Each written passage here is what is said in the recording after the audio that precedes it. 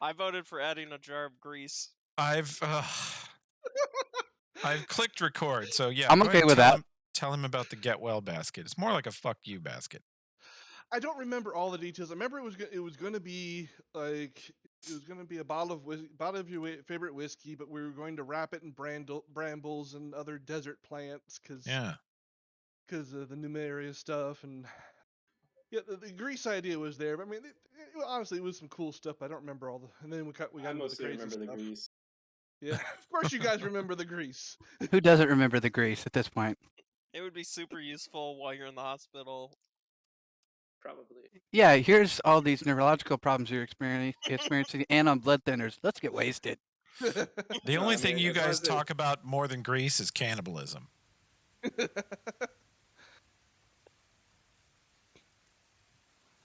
And I'm pretty concerned about McGinnis. He said some creepy shit a couple sessions ago.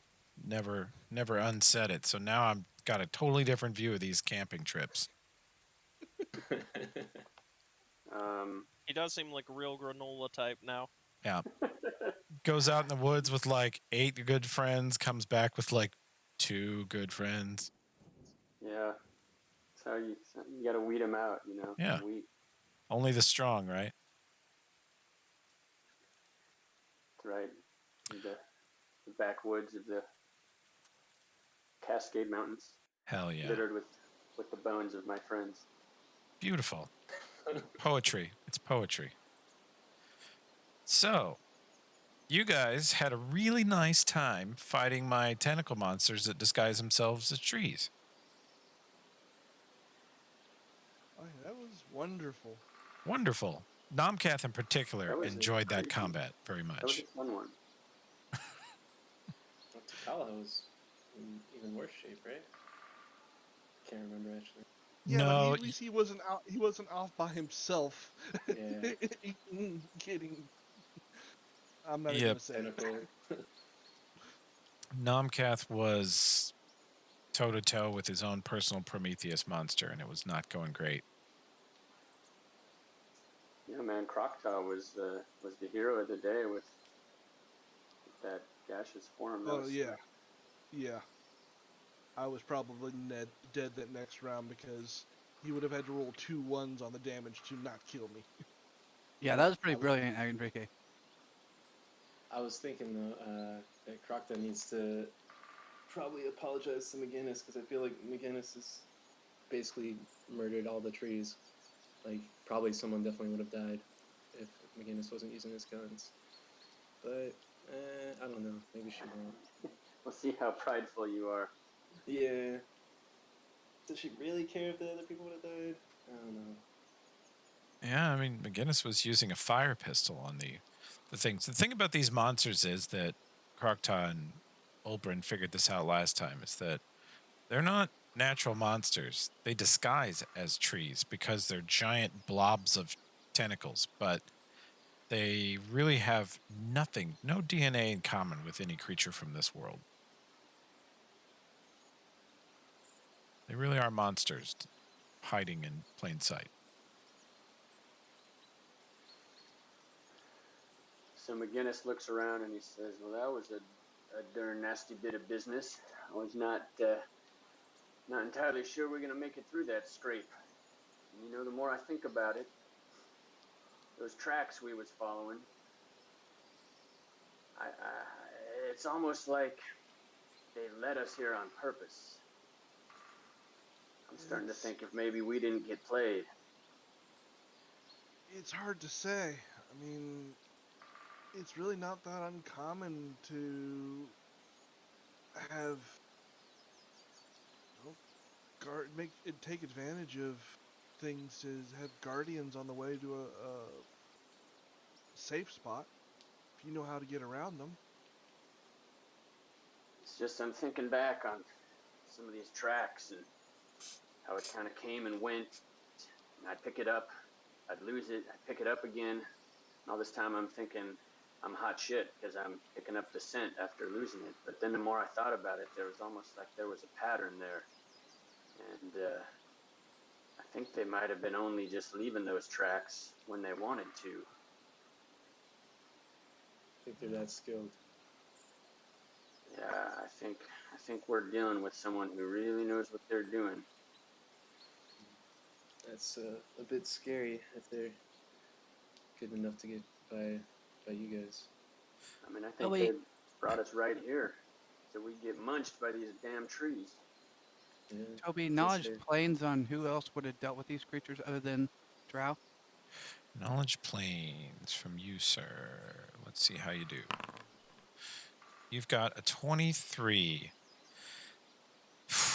As far as the Drow know, these creatures are the servants of a conglomerate of extraplanar beings. Now, your people, the Drow, think of them as, oh, you know, you open up a portal to dimension Q, and these things are there, and this is what they like, this is what we sell them, this is what we buy from them. That the Drow have sort of a narrow view of a lot of different species. But since you've come to Numeria, you've learned about ancient, you know, shipwrecked aliens here and heard stories from Takal and Namkath about really terrifying alien experiences where the aliens sort of wanted their mind and memories. They valued that. Aliens that value not money or equipment or even magic, but they value really weird stuff that you don't want to give them. And you're starting to, Olbrin's starting to put this together, especially if you discuss things with Krokta, who has sort of a multi-planet, realm view of things, that these guys are more than just another dimension. They're from another planet. They're from another complete other realm of life.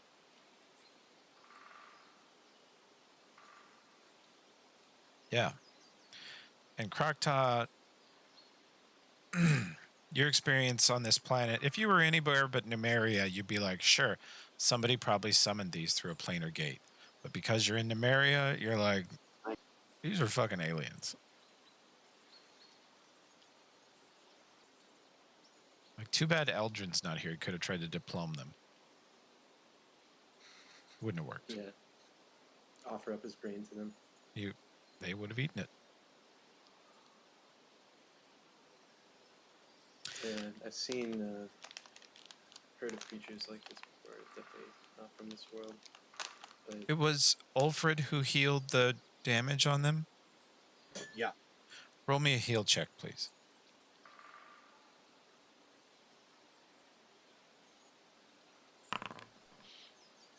Ulfred, in your opinion, based on the weapons they wield, the tentacle strength, and their mode of attack, and specifically what they did to Namkath and to a lesser extent Tokala, they drained them both down to single digits.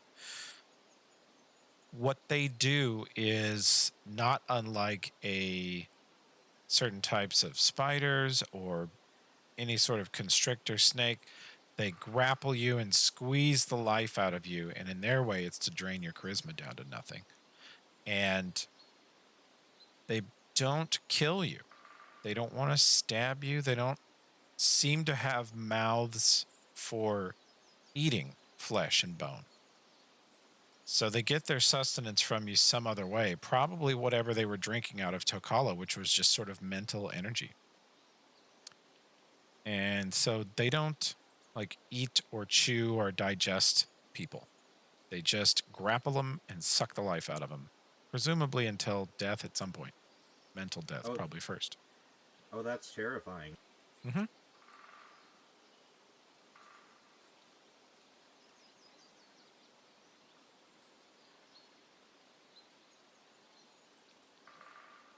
Yeah, these things. It's good you took a moot, because that if they would have got a hold of you and taken the rest of us out, wouldn't have been good for those left over. They would have kept you alive and just sucked on you and more kept you in that state you were in. I didn't feel good at all. How are you feeling now?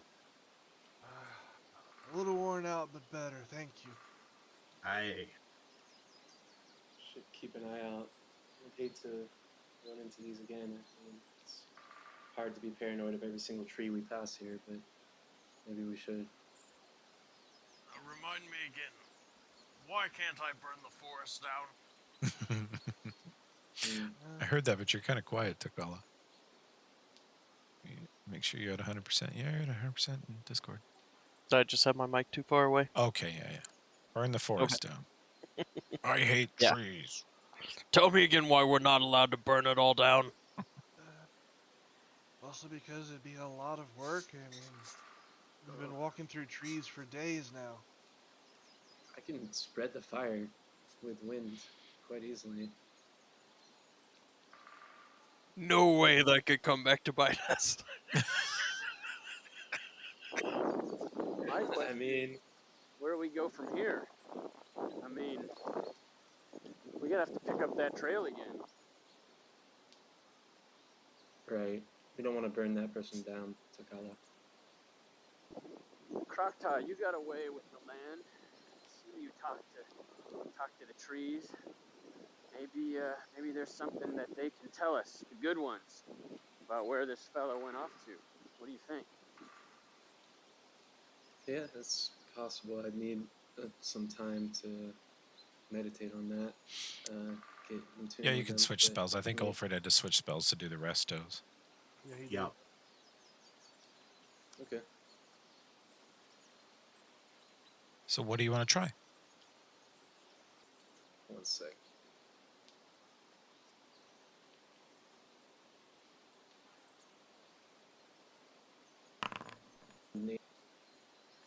And I guess ask for in the 9-mile radius around us if there are any like humanoid, people, android, whatever creatures around us in this 9-mile radius. Also, if there's more trees like this, I'd like to ask. And I think how many? 3 facts. Is there anything else I'm missing, guys, that we would have prompted Croctod to ask about? Well, if you don't have anything extra, then if there's another one of those giant spider robots. True. Yeah. I'll ask if there's any massive creatures moving around. So just kind of go sit by a Okay. tree and talk to some bugs. And 9-mile radius, 3 facts from terrain, plants, bodies of water, people, animal population, presence of woodland creatures, presence of unnatural creatures, and the general state of the setting. So what are your 3 facts you would like to search for? presence of unnatural creatures, Okay. presence of people, and Like specifically a lone 200-pound humanoid, right? yeah, Tall, a tall biped.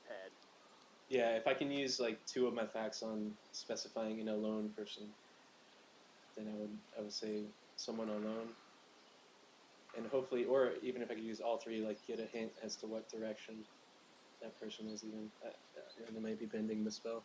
But yeah, that'd be the 9 goal, really. 9 miles. Phew.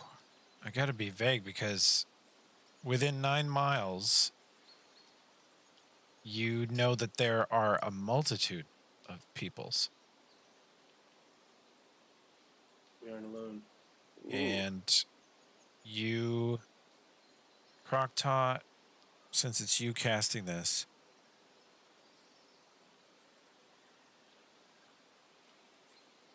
fucking miles. That's like most of this side of the valley. Yeah. That's a lot. Okay. So you get a vision. I'm going to eat up all 3 of your facts on just the people question. Okay? Yeah. You get a vision of what you're certain is a Kasatha. And you think it's you for a second. It's a tall female Kasatha walking between 2 trees 50 feet south of here. But this Kasatha female is carrying a huge rifle. Shame.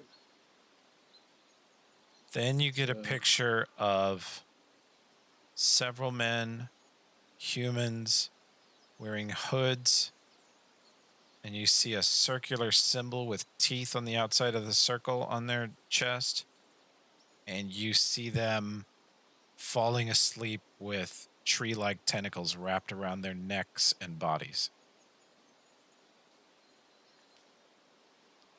You get the briefest impression of some human faces that have glowing red eyes and strange glowing lines on their skin.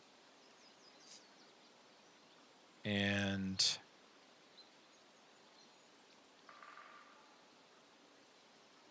you get an image of an old man, graying hair, scraggly wild beard, walking slowly with a limp through these woods somewhere.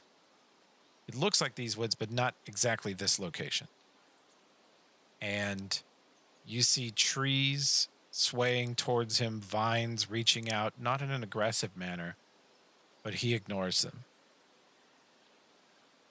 And you see a devil that you recognize as Hirsik.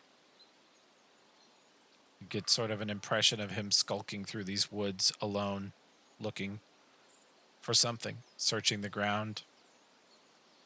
That's it. So Hirsik's not with us right now? He is. Oh, okay. You're getting sort of imprints of memories from trees and woodland creatures in this neighborhood.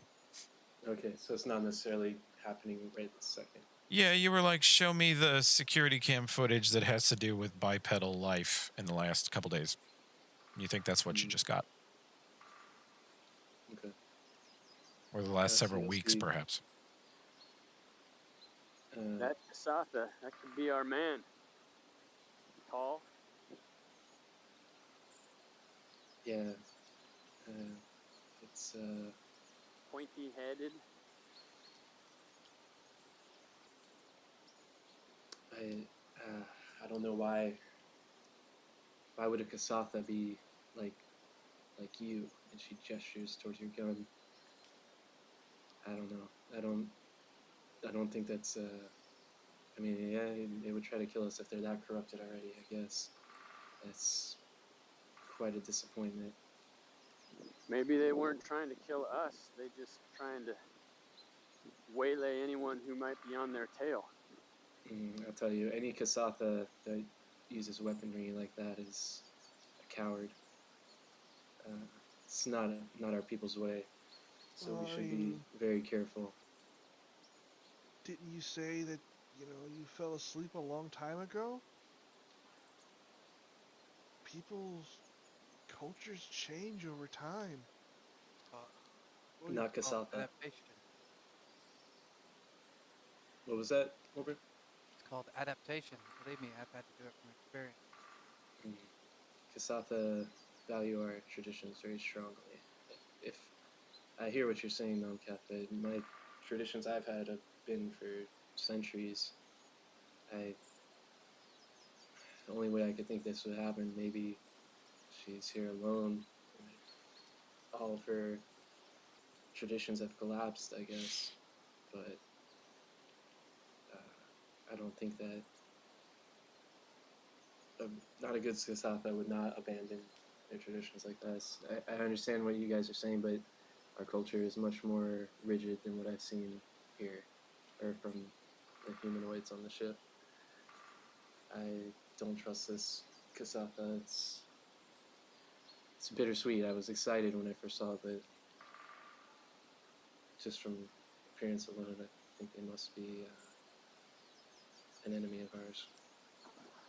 Well, cheer up. Maybe they're just using that rifle as a club.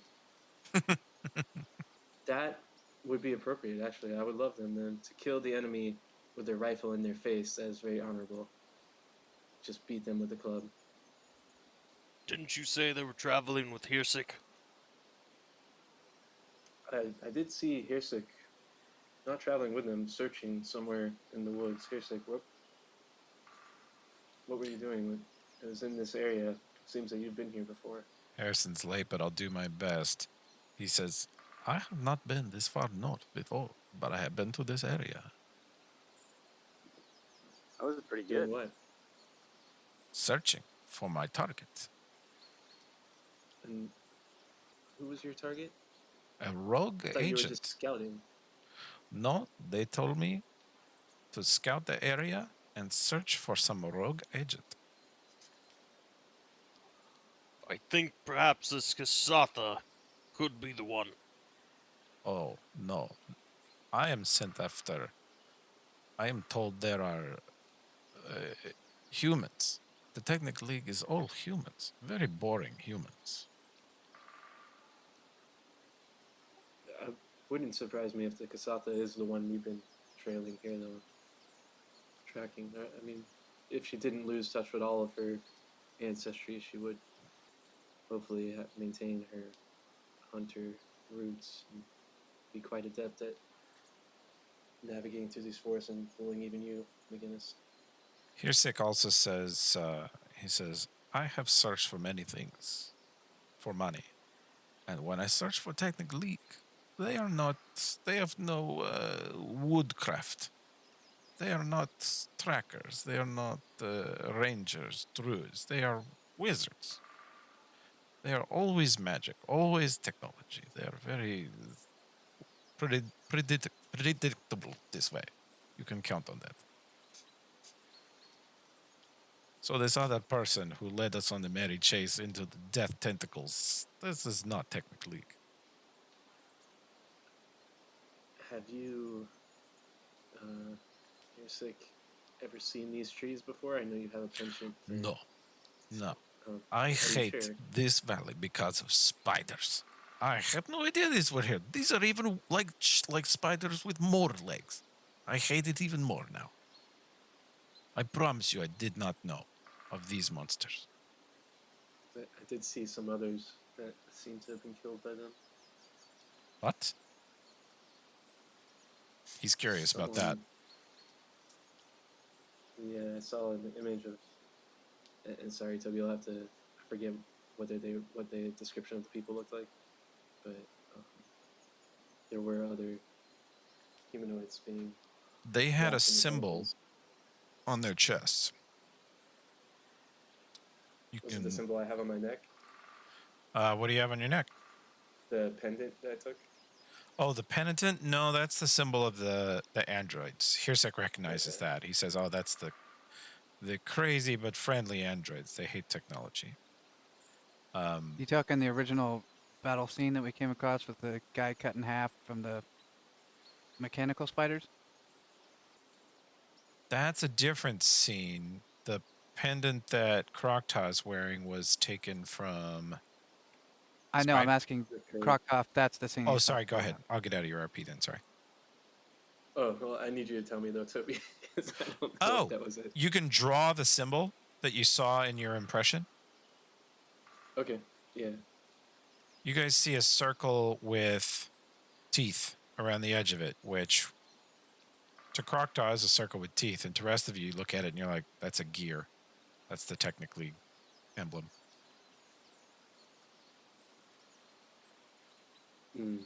So, Hirsik, I think your query might have already been handled for you.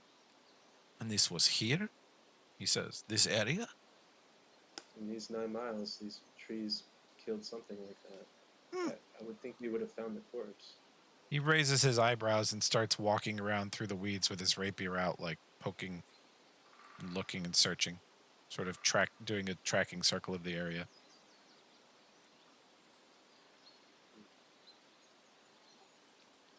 I mean, it's a big area, 9 miles. I'm not sure you're going to find it like that. He says, yes, but you said, how did they die? The trees. Tentacle No, trees? I'm not sure if it was these trees, tentacle trees. Could be other tentacle trees. But yeah, I guess it doesn't hurt to look around here. Okay. Yeah, Krokta will help searching this area as well. Okay. Survival is best, but perception's also good. I'll do one for Old Breen. We've got about a 30 perception. Good lord. Nomcath rolls natural 20. All right. Well, you guys discover that there are some strangely desiccated corpses over here to the west in the bushes. I think I found something. Boy, that's grisly. Looks like that's what you had to look forward to, Nomcath. Yeah. They are... Actually, give me a heal check, Alfred.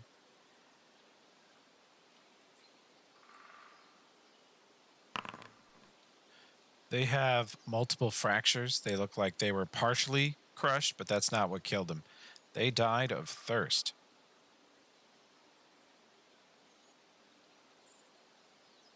Perhaps once the tree was done with them, they just didn't have the will. And yeah, they have some gear. Yeah, I love these cybernetic implant shit.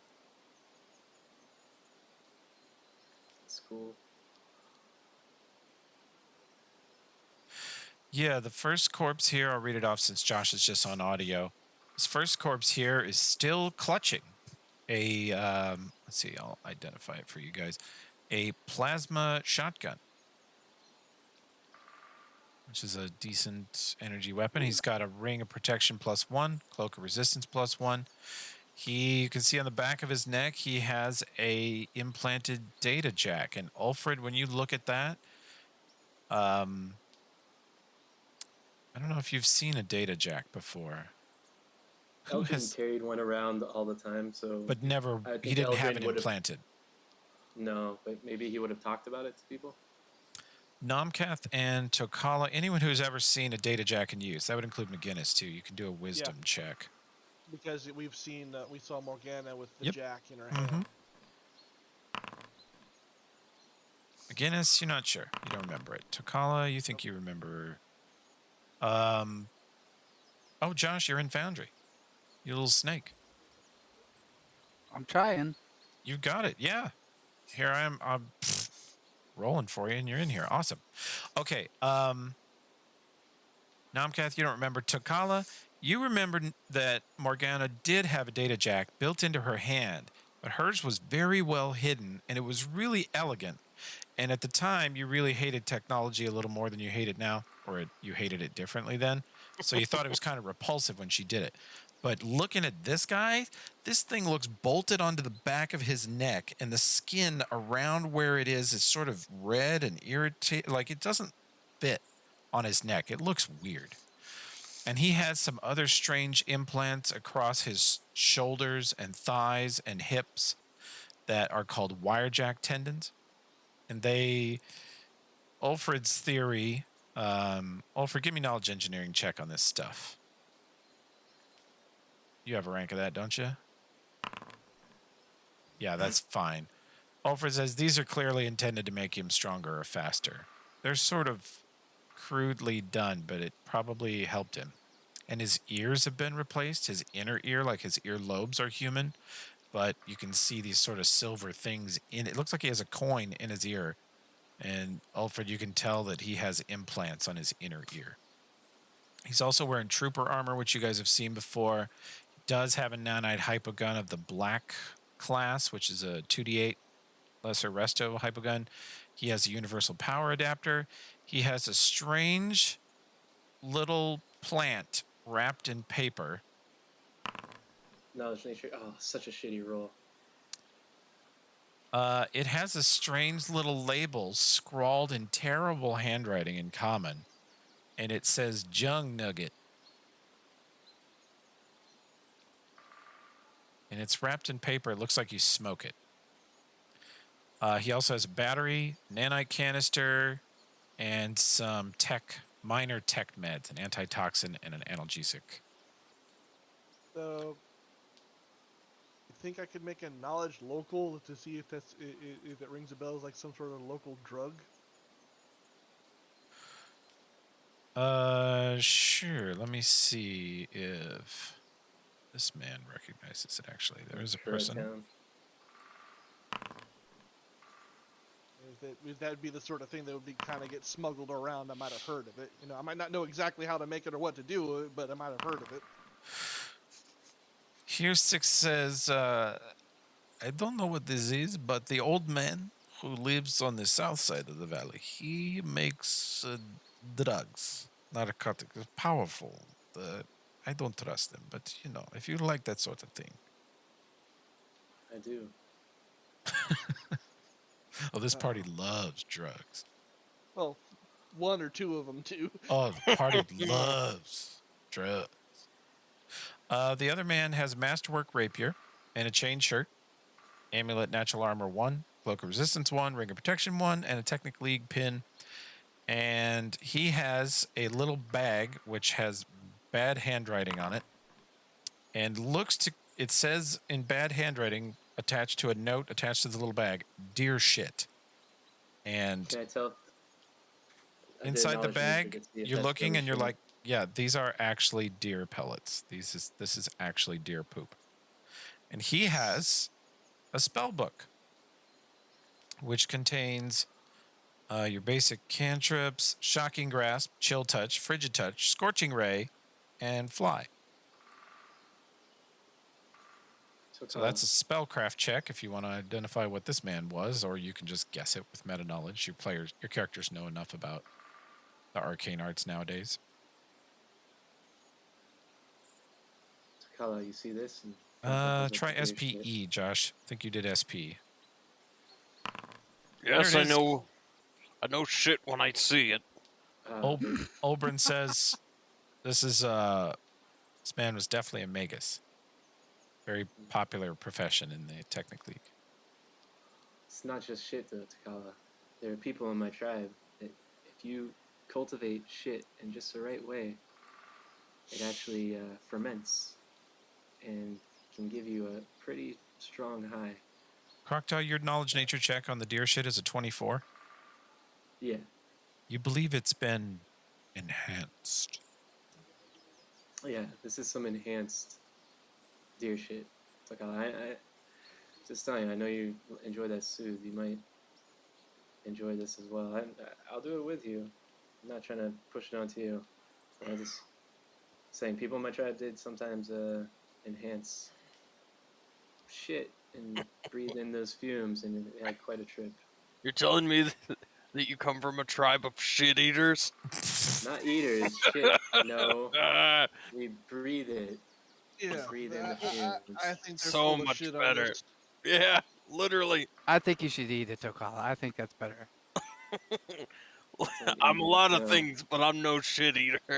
Don't eat it. Just burn it and inhale the fumes. Actually, Croctaw, you think you would probably smoke the little plant thing and you would eat the deer shit. It smells sort of fragrant. I think that's how you do it. Yeah, that's definitely how you do it. Definitely. It's been prepared through some sort of process. Like it was deer shit, and then someone has done something to it. But they look don't like be little so- chocolate candies almost. Yeah, this is good. This is artisan. Some craftsmen spend a lot of time on this, guys. I'm sure for your people it is. I can make you some more later. It's not like that. I'm already thinking of a Okay. new drug in Foundry. Orc shit. So I'm thinking about taking the shotgun, even though I'm Oh, that's pretty much awesome. can't use it yet. That's a great image. But I was looking at the description. It's talking about some bioengineered arthropod claws. What? The description under the plasma shotgun is talking about some arthropod claws. Oh, I don't know why that's there. Sorry. I'll get rid of it. That's what I get for pulling things straight out of the compendiums. So I ate the deer shit. You're going to try the deer shit? Jesus. Yeah, I already ate it.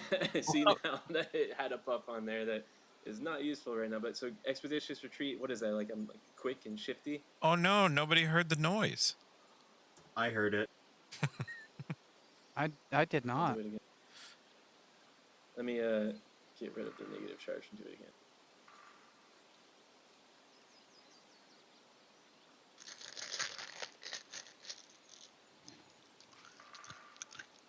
Oh my god. Oh, that's hard to listen to. I'm not hearing any sounds at all. I'm missing out on this. It's You're not very, having very Foundry quiet. sounds? Oh, bummer. It's very quiet. I It's was just fucked like up, dude. someone peeling a wrapper open and then smacking their mouth while they eat To me, it shit. sounded more like shaking out like Tic Tacs or something, you know, like a thing of.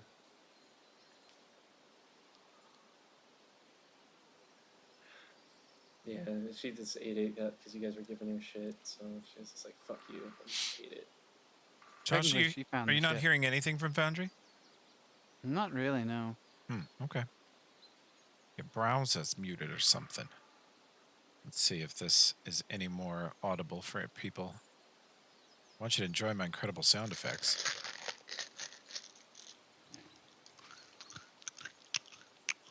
Jesus. Ugh. Nope, got nothing. Damn it. I was laughing that everyone else is so disturbed. Well, that's our next problem to fix. Anyway, it looks like he chews up the deer shit. It looks like it tastes kind of gross. But yeah, you do get Expeditious Retreat for 9 minutes, Yeah, which is so I plus just- 30 land-based movement speeds. Yeah, I just showed off and be like, "Look, see, I told you it's good shit." And then Crocta just starts like flying really fast as a bird, back and Running. forth between the It's trees. running only. Oh, really? So Okay, you're a fine, she- Roadrunner now. You just meep and run Yeah. around at like 60 base move. Yeah, you see her just running as a little bird, really fast back and forth between the The trees. loathsome dung eater, says Takala. Okay. I've been playing Elden Ring. Wow. How is it? Amazing. Harrison's Looks been awesome. on that game for a week solid. It's so addicting. The second body with the shotgun disappeared for me. Yeah. Oh no. What? I was trying to loot it and I couldn't. Now Me it's too. gone. Uh-oh. I still got the window open. Yeah, me too. There we go. I put I'll it back. give you the. Is it back now? Yep. Okay.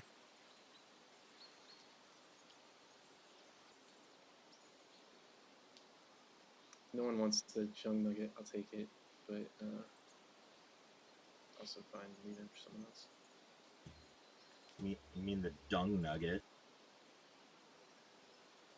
Hell yeah. Oh, I already Is ate that. Is there any poo at all in this nugget? I need to know. The junk nugget? You want to check it out, Takala? You want to roll Oh, your yeah. knowledge drugs?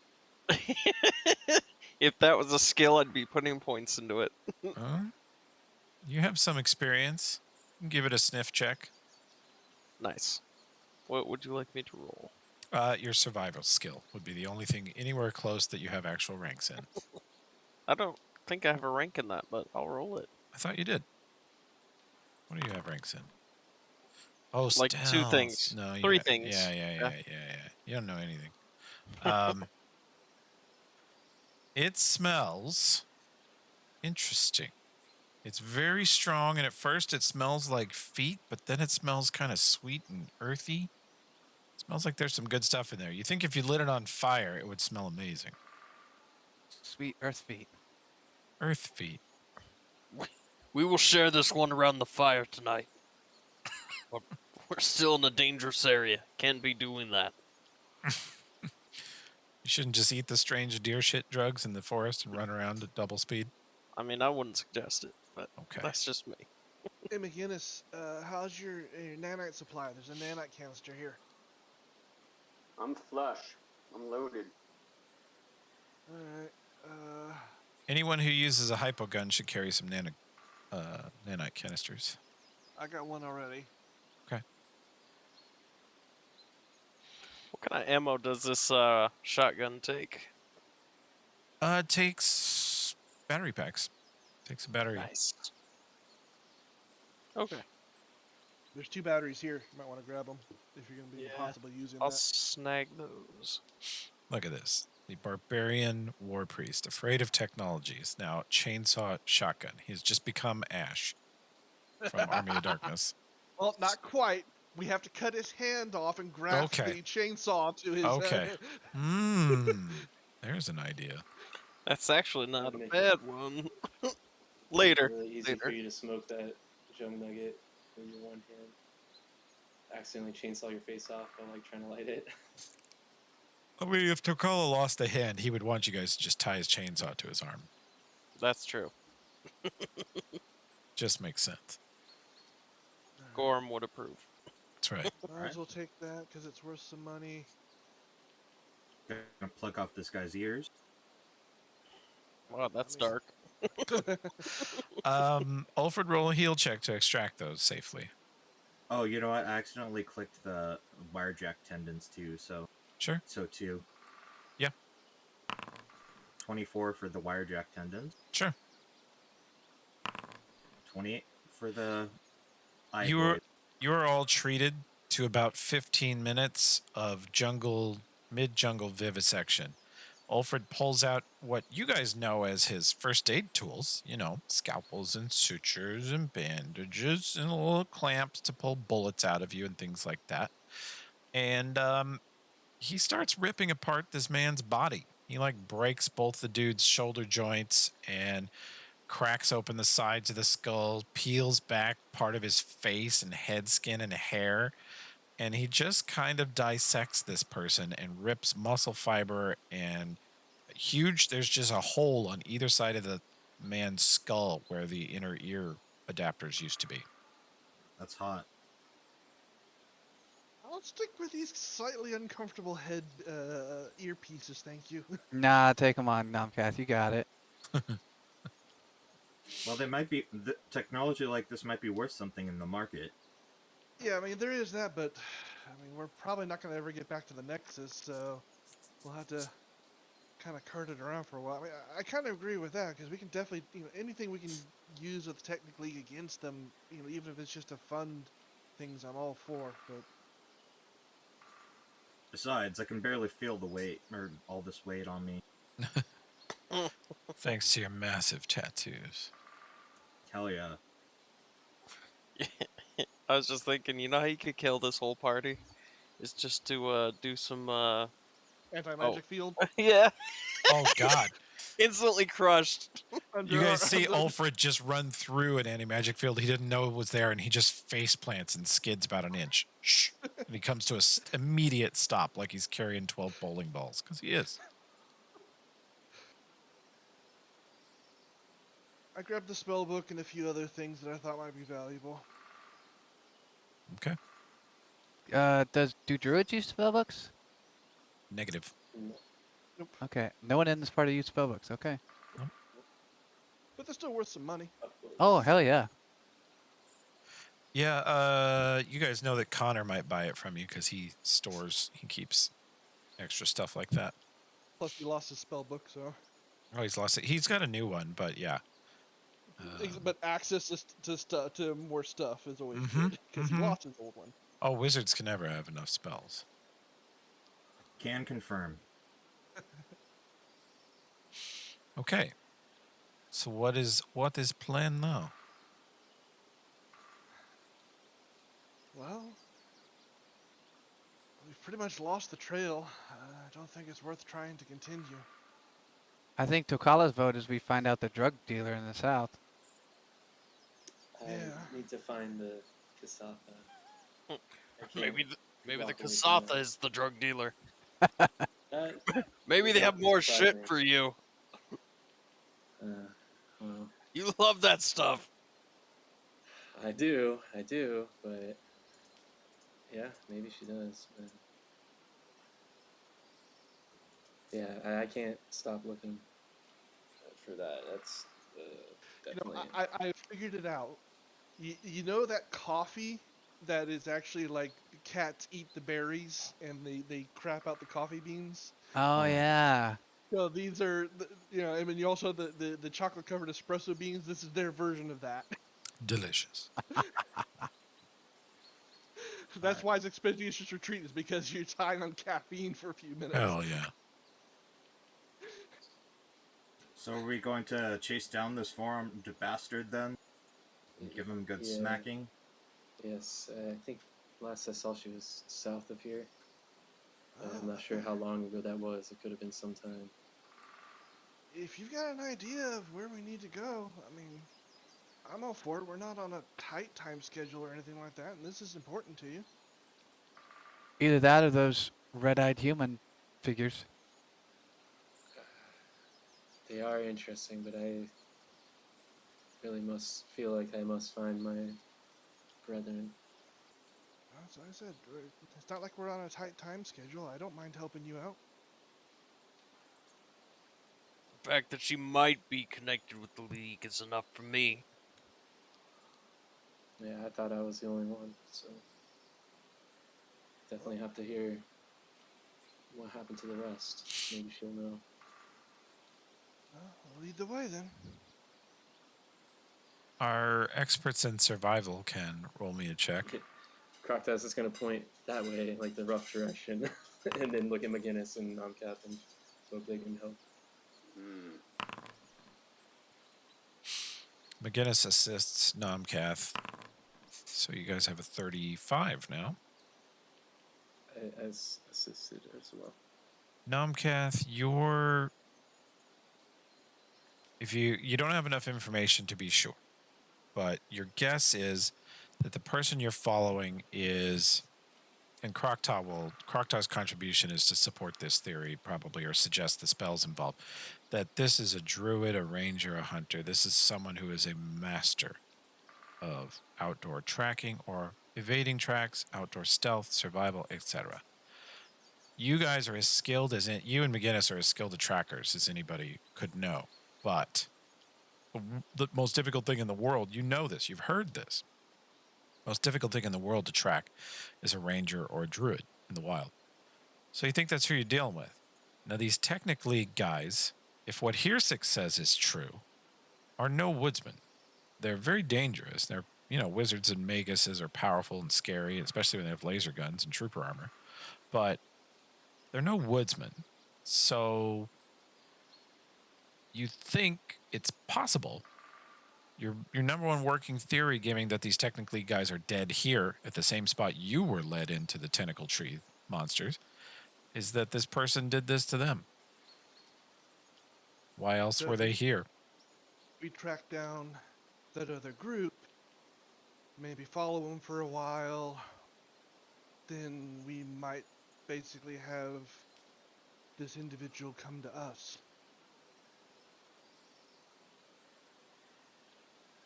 So yeah, that'd probably be easy. I mean, kind of, two birds, one stone. No offense, Croctaw.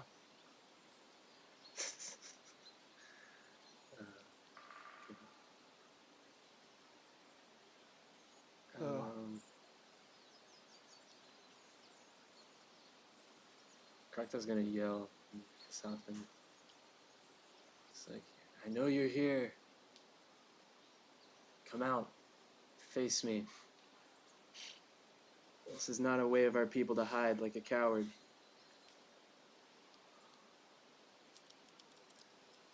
I assume no one hears it. We've got some yummy poop here for you. Whoa. Actually, Croctaw ate all the poop. Crocodile, no! We were gonna use that for bait.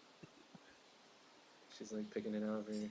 See, actually, you wouldn't even see her eat it because she has to cover her mouth. Yeah. The mysteries of how she eats. Well, Just you guys sits on it. traveled a bunch and tracked a bunch and got in a big fight. Had a bunch of healing. Spent many hours switching spells and identifying things. Probably headed on to 4 or 5 in the afternoon. What's your next move? You guys are telling Let's- me we're not gonna find her, basically. No. I think it's best that we take advantage of what her probable source of interest is. I mean, look how hard it was to track her all the way here, even though she was trying to lead us here.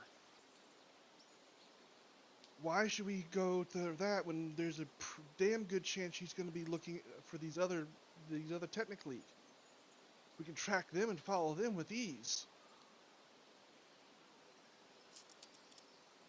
I'm not saying we give up on her, but we could either do that, which is a group we're interested in anyways, and with a little bit of luck on our side, she comes to us, or we spend days or weeks traveling around here in circles, possibly into other traps.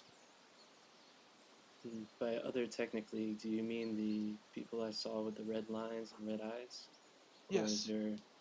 Well, no. The one with the gear symbols on their chest. Oh no, that was these guys. Oh, Excuse they're me. dead. Yeah, that's Yeah. him. Okay, so Krokta, okay. you probably already know about it, but I threw it onto your first level spells anyway. But you figure the reason McGinnis was unable to track this person any farther is because of a pass without trace spell. It's a first level spell for you. I see. Okay, so Right, I which may means- have misheard something. I thought Krokta said there was another group of technically that he saw or she saw. I don't think so. I don't think it was... These guys match the impression. I mean, they're very dead, and their equipment's kind of Okay. scattered everywhere, and they're crushed. But the humans that she saw are these guys. I mean, they have technically pins Okay. on their chests. All right, I Sorry. misunderstood. But do we know if there's other technical? It's supposed to be other Technic League in this area then. Hirsik says, other than me, an independent contractor, I believe they usually send out pretty sizable crew, 5 to 10 people. Can So I scry someone just from that image I got from a commune with nature?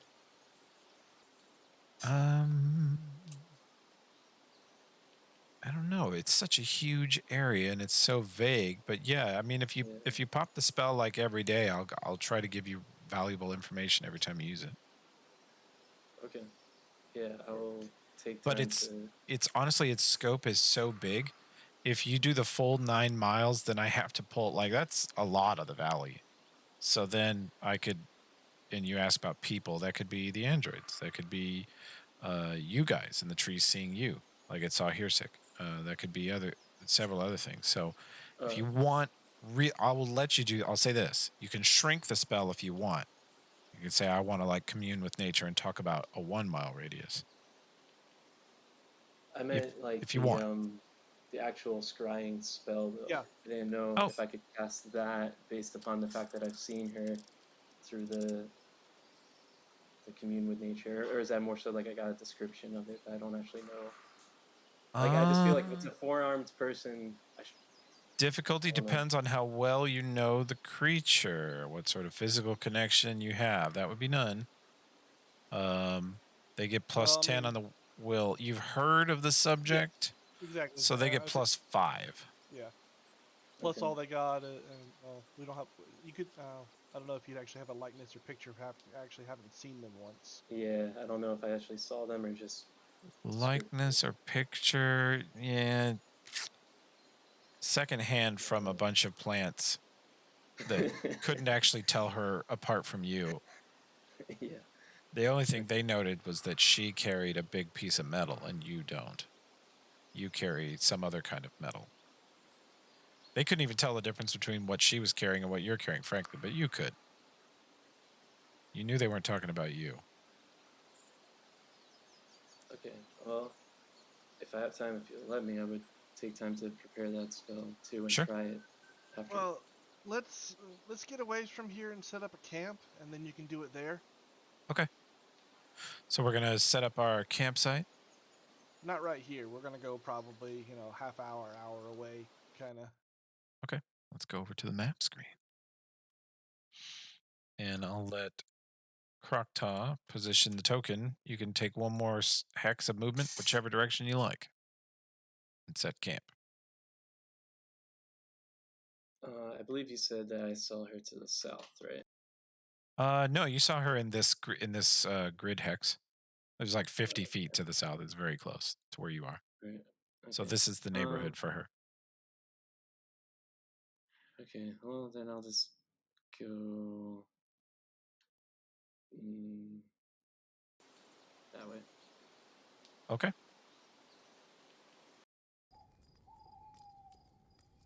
We shall go to our campsite.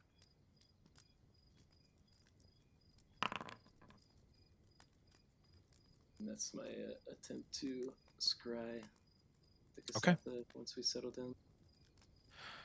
Okay, let me. Okay.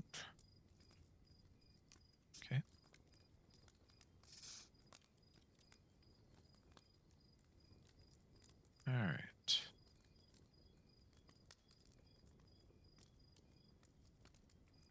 Private.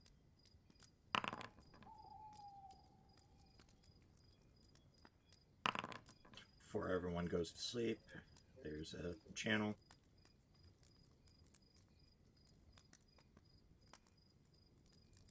The spell fails.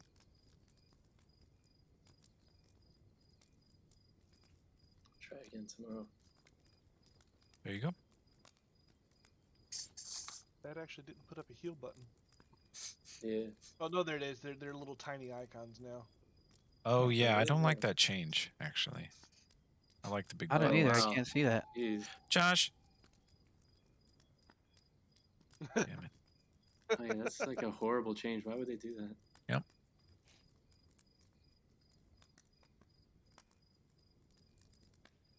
Yep. We sleep nap it out in the open, or do we want to use the rope spell?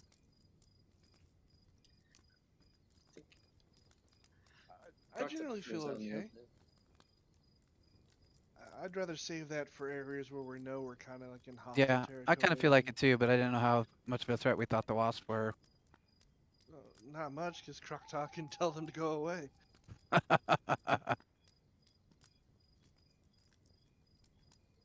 Crocto would volunteer to switch up. Should I say? I think it might be nice. I had something to say to McGinnis.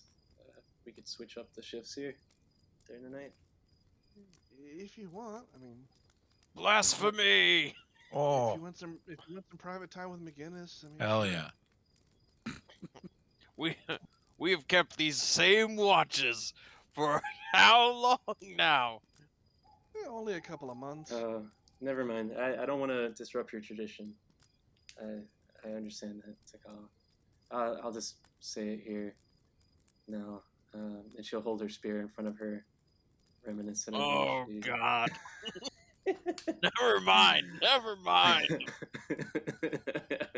So you're volunteering to switch shifts or whatever. I yes, for the love of Gorham, please, I will switch shifts. Okay. Then she'll wait. All right then. Wow.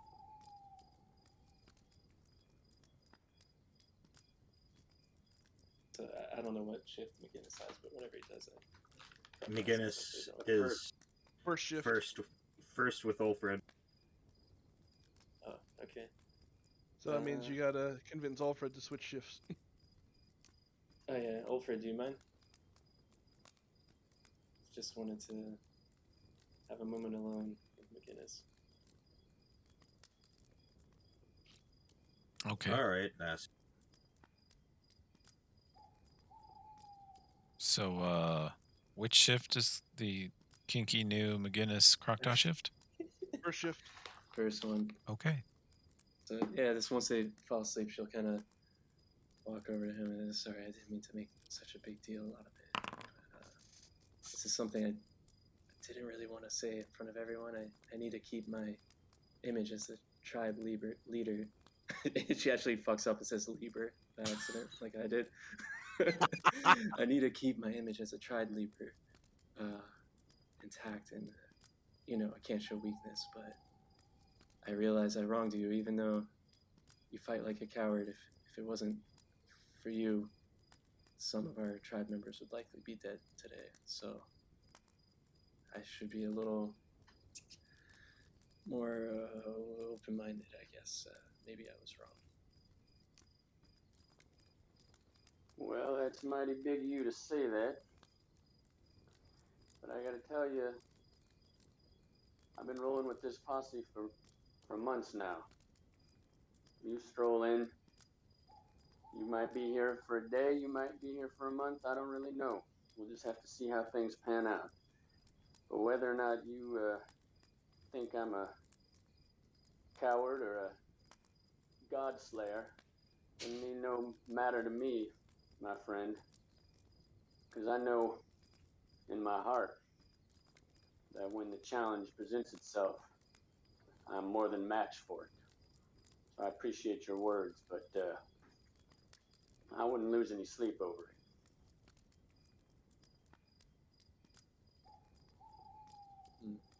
Understood. I just felt it my obligation to acknowledge. But well said. I respect your. Yes, sorry.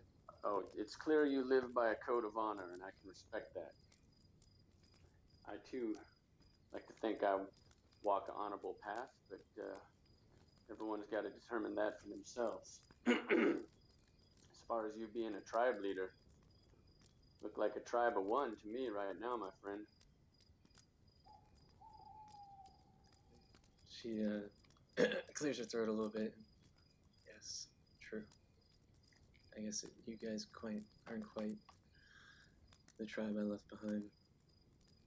I am used to that position, but maybe you're right. Maybe I haven't quite earned your respect yet. Well, you saved Nomcast's life yesterday, I have no doubt.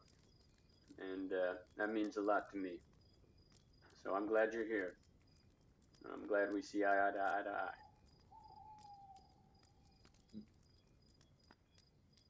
Me too. Now, shit, all this chit chat, we got to keep our ears open. Yeah, agreed. I will say, one day if we find more of that deer shit, you should maybe give it a try. I'm telling you, it wasn't bad.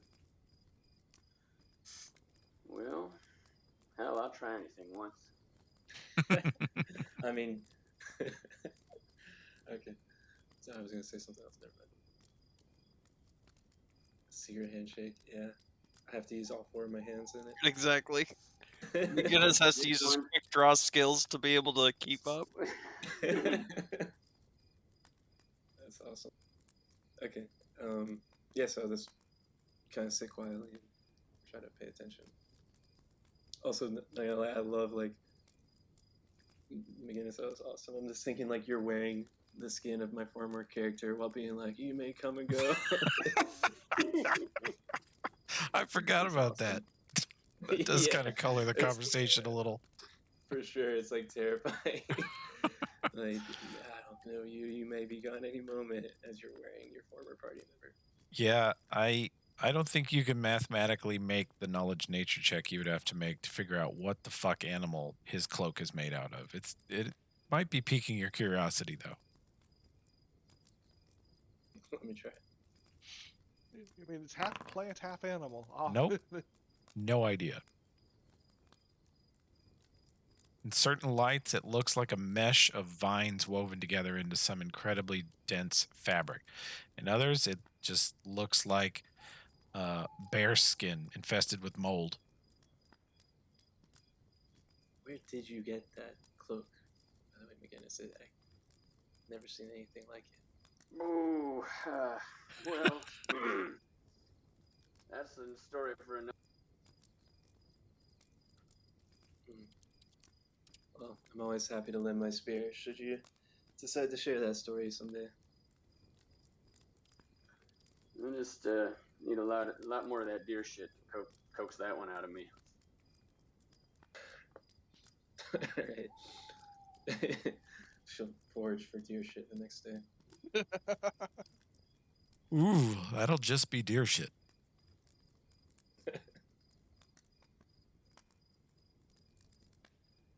Okay, first watch all done?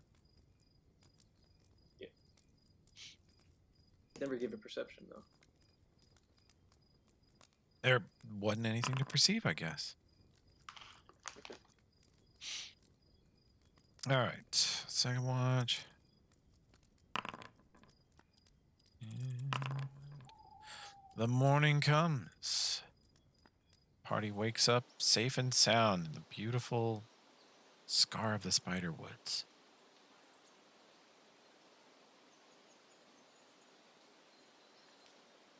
I do not like camping here. Back on the plains, you could see for miles. The enemy, you would see him coming. Here, they could be right around that tree. It could be that There's tree. True. I it hate also gives- trees. Also gives us plenty of other places to do our watches from, as he just jumps up and scampers up a tree, perches on a branch. So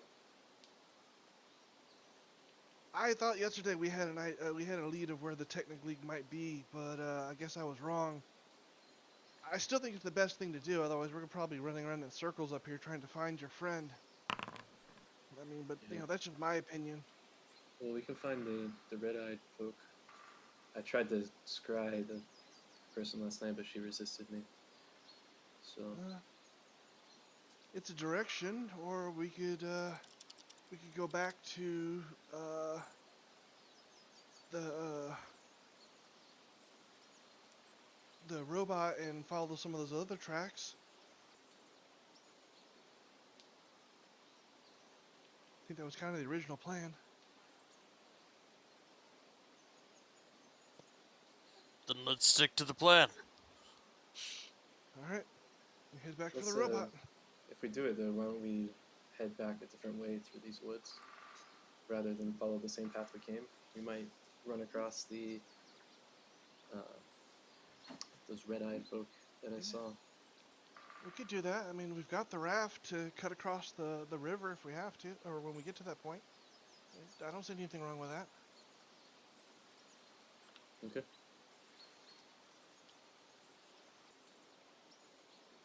Okay. Go ahead and do 3. Well, you're not tracking anymore. 4 hexes of movement. Well, I I would say will- we're passively tracking, as in Okay. Okay. you know. If you want to keep the know there's pace more slow. Yeah. We know that she's out here. We know there's more Technic League out here. You know, we might as well keep an eye out for signs. You know. Okay. I just We pictured want- it as like we go a different trail through those woods and then cross over the river to this side. The river is maybe 600-700 foot wide here. Pretty good swim. Got the raft. Oh, we're going Yeah. rafting. Yes, we're going rafting. Hell yeah. All right, I'll make sure some touch of the seas are prep. Probably could have done that before, you know, when we made our plan, so you won't have Right. to like waste an extra hour. Exactly.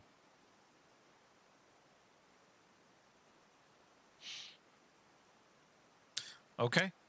Let's have a knowledge engineering check to inflate the raft. I think you're best, McGinnis. I'll assist. Oh yeah, I don't think McGinnis can fail. My screen's hung up here for a sec. Here we go. There's my assist. You guys inflate the raft, and who has our riding skill? That's also McGinnis, right? Yep. This is He's- his beast. Oh yeah. Giddy up. Just for a river crossing, you guys don't lose much distance to the lateral flow of the current. And it's a very smooth ride across. He powers up the little motor and the boat inflates no problem. Everybody sits down and grabs a hold of a little handle and you motor across the river in like 5 or 10 minutes. It's very quick. Very easy. And fortunately, the motor's pretty silent, so we won't attract any attention. Oh yeah, nobody hears that motor more than 50 feet away.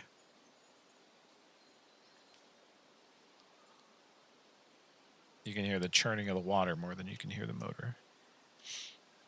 Okay. Now that we're on this side, is we're gonna have to be more actively looking for tracks. Okay.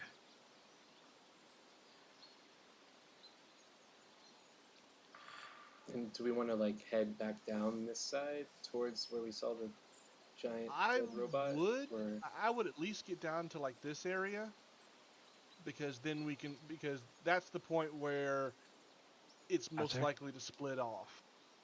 You know, because there was 2 sets of tracks going this direction, right? okay, yeah, I guess if we see one heading that way, you'll alert us and we can. turn. We'll actively search on the way there, but if we don't see anything, this will be the point that we're most likely to pick up both trails and continue on from there. Yeah, Josh, I don't think I ever gave you the exact coordinates on this valley, but the simplest version is that the entrance to this valley is to the southeast, and that's where you guys came from. So you've been headed northwest, and then you found the exploded robot and went straight north for quite a while, demon tentacle trees, and now back to the south, across the river to the south side of the valley, where you have not been yet. And Oh, okay. Thank you. most of the valley is still to the west of you. You guys are still in the eastern third of this valley. So we need to go south and west to hit the other parts. You are, well, if you continue south, you will have explored pretty much most of the mouth of the valley, most of the eastern third of it. Okay. Still lots more of heinous, horrible death monsters to go to the west. You assume. Oh, and the mega wasps are somewhere to the east of you, in the eastern side of the valley. But from Maybe what not here's now after being blown away, but from what Hearsix said, well, they have a nest somewhere. Crocta knows that. From what Hearsix said, they you can see the wasps everywhere he's been in the valley. They are occasionally seen, and spiders too. Any cave you go in, he said, is very likely to have spiders. That's why I don't like caves. I don't like this valley.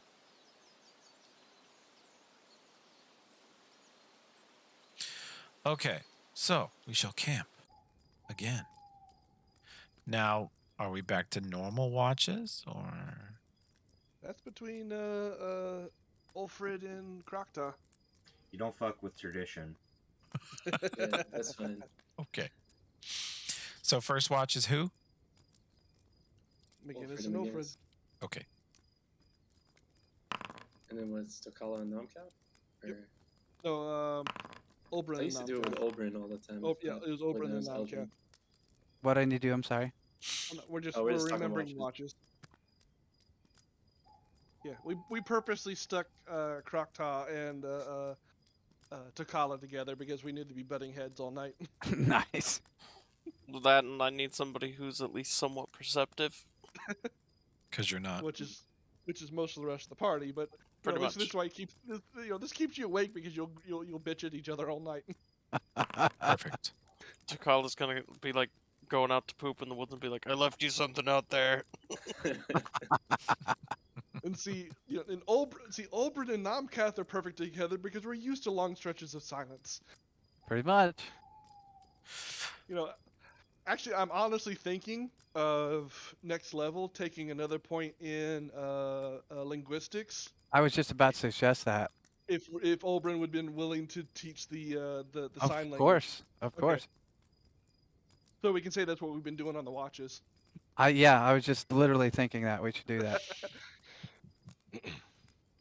That's very valuable for sneaky people. Yep. You guys have a peaceful night here, and you're far enough away from the tentacle monster trees of your nightmares that you're almost able to enjoy this night. The valley is the air's a little cooler, a little fresher as the river flows by. You're not too far from the river, probably within a half a mile of it. And there's a lovely breeze through the trees. And this evening, for whatever reason, there's no wasp flying overhead. There's no other things to disturb you. You're on guard all night, of course. You guys always are. You've been attacked enough times. But the sky is clear, and you just see stars and have a cool, gentle breeze and have some nice conversation. And it's probably the most peaceful and comfortable night you've had in this area so far. Then the morning comes.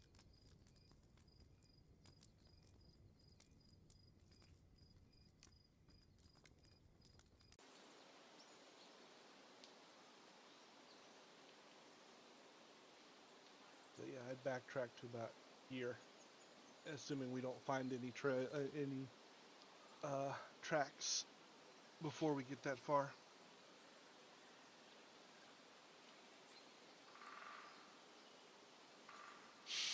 Okay. Krokta, show me where you're going today.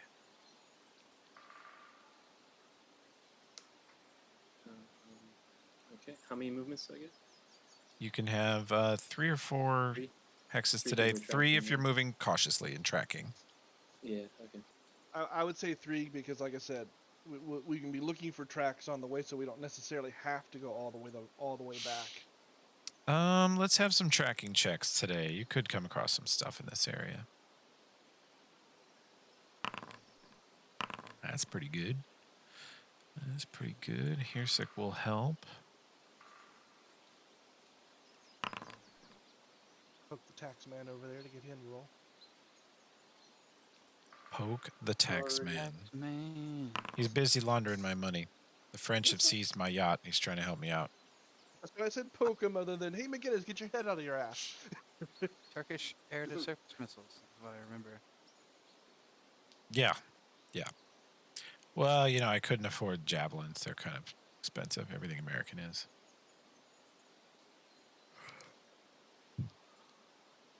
Okay, so what's our total here? Quite a bit. +6. Yeah, 30 plus. Okay. You guys all have your eyes peeled. You're all looking for signs. You find some several month old, very vague evidence of campsites. Today you find 2 within a few miles. And they're just old little chunks of charcoal, broken up, stomped, and scattered into the grass. You almost missed them. You're like, well, somebody had a campfire here a month and a half ago. Nothing else can be learned from this because there's been too many rains and too much time. But then you come to a spot kind of up on a cliff that's almost treetop level, and it looks out towards the northeast. And there is a log tipped over at the top of the cliff where a tree used to stand. And it just seems like a particularly beautiful spot to look kind of to the northeast towards the river. And sure enough, as you go there, you see that the bark is sort of worn away. And it looks like someone routinely sits here for years.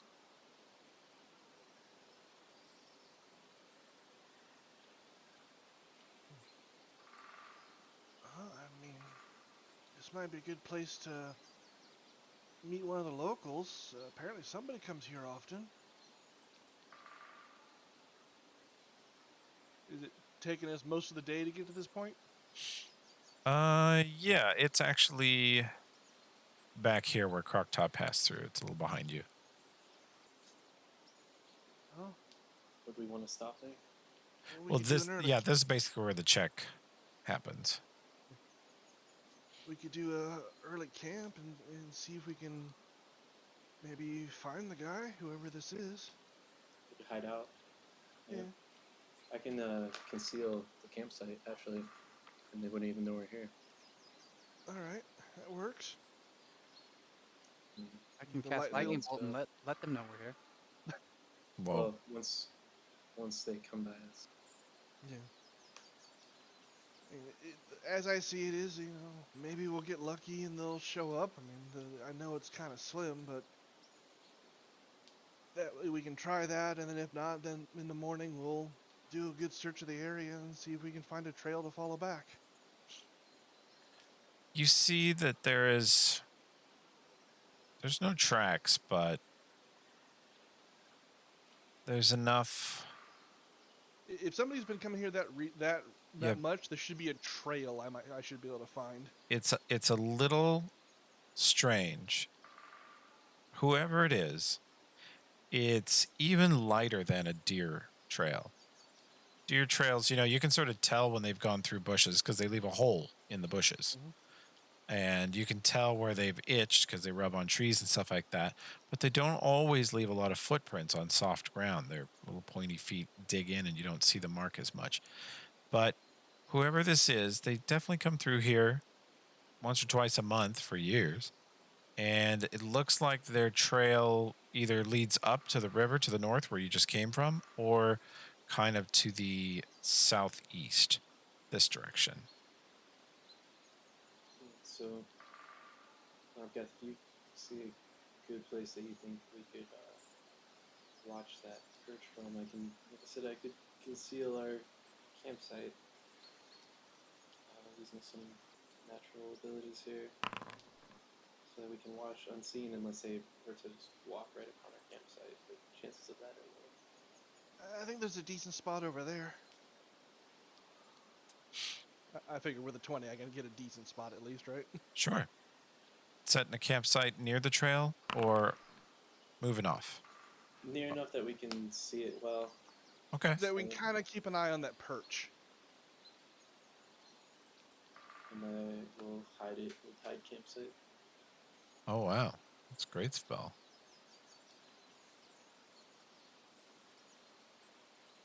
Okay. And this is a 20-foot cube. It lasts all night. It's an awesome spell. Druid power. I'll make sure to tell people don't leave this area here.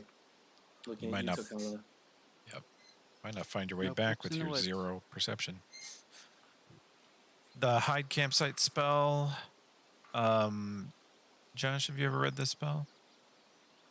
I don't think so. If I had, it's been a long time ago. It's a druid thing. Your druid wasn't quite high enough level to do it yet, but you create a 20-foot cube. It lasts 2 hours a level, so that's 18 hours.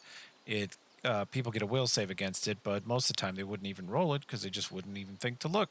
But it makes the area around your campsite appear to be a thicket of untouched and forbidding foliage or some other welcoming feature matching the surrounding terrain. Creatures outside the area cannot sense any activity going on inside the area. They cannot smell campfires or cooking food. They can't hear conversation. There's no noise, no spells being cast. They can't even feel heat or a rush of wind from the area. Those inside can see out normally. And once you step out of the area of the spell, or once you step into the area of the spell, then you can see everything in it just fine. It's a hard border of a 20-foot cube, but that's big enough to cover Wow. the normal campsite that you guys do. Yeah, it's a 3rd level druid spell, or if you're a ranger, it's 2nd. So either class gets it about 10th, but it's pretty much the ultimate we camp, leave us alone. GM, you can't ambush us spell. It's pretty great. Nice. Definitely the nature lovers equivalent of Mage's Magnificent Mansion or whatever it is. Rope trick, etc. Yeah. Okay. Same watches? As Since always. forever. Since forever. Sure. Nope. I want private rolls. I don't want anybody to know when I'm killing them. Okay. Let me have a second watch. Who's second watch? That's me and Oberon. Okay. We'll have a perception roll from second watch then.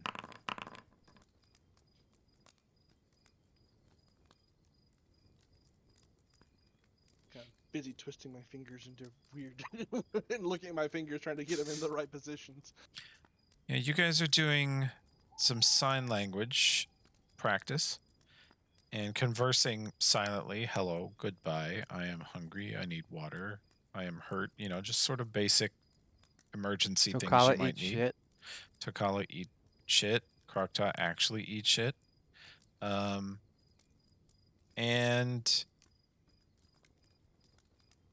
Nomcath, you're sitting there looking back and forth, trying to figure out if you're getting these gestures right. And Olbrin suddenly looks over your shoulder, over the tree line. And Olbrin, you catch the quickest glimpse of something roughly mega wasp sized flying over maybe 100 feet away. And it just zips past your area. It does not stop. You don't think it even looked at you. Just saw something, Nomcath. Is it moving this way? I'm not sure where it went. And I kind of point where I saw it. I think it passed us. Kind of wasp shaped, but I'm not sure what it was. I just got a brief glimpse. It's a pretty nifty spell. No, Yeah. we'll keep an eye on that general direction then. So is pinky up or pinky down for this one? Pinky down. You gotta Okay, wiggle there it. we go. You gotta wiggle it. Make a face. Sometimes making a face is part of sign language, especially Yeah, drow sign eyebrows language. up. Eyebrows up. Well, drow sign language I picture is a lot of scowling, frowning. Yeah. Eyebrows down. They're Eyebrows so down. negative in general. Okay, yeah, that's just a wasp flyby at the limit of Olbrin's vision range, so nobody else could even possibly see it. Because your night vision's about twice as far as everybody else's. Okay. Daytime. So nothing came by the perch, I guess, that we were trying to watch. Nothing came by the perch. Yeah. I guess your second watch probably tells you about their sighting. Yeah. So We saw a scout wasp maybe, but that's about it. I could keep doing this spell for ever, really, but I might get pretty miserable with us being trapped here in this 20-foot area all day long. Oh no, we love being really close to Tukala. That works out great for everybody. Wow. So, well, honestly, I didn't think we'd get lucky to see the guy up on his perch or person, but I figured since it was close to end of day, it wouldn't hurt to camp a little early. I say we can just follow this trail back. I mean, it's not going to be easy, but you know, it's a lead, right? sure, lead the way. Okay. Give me a survival check. Trackers, please.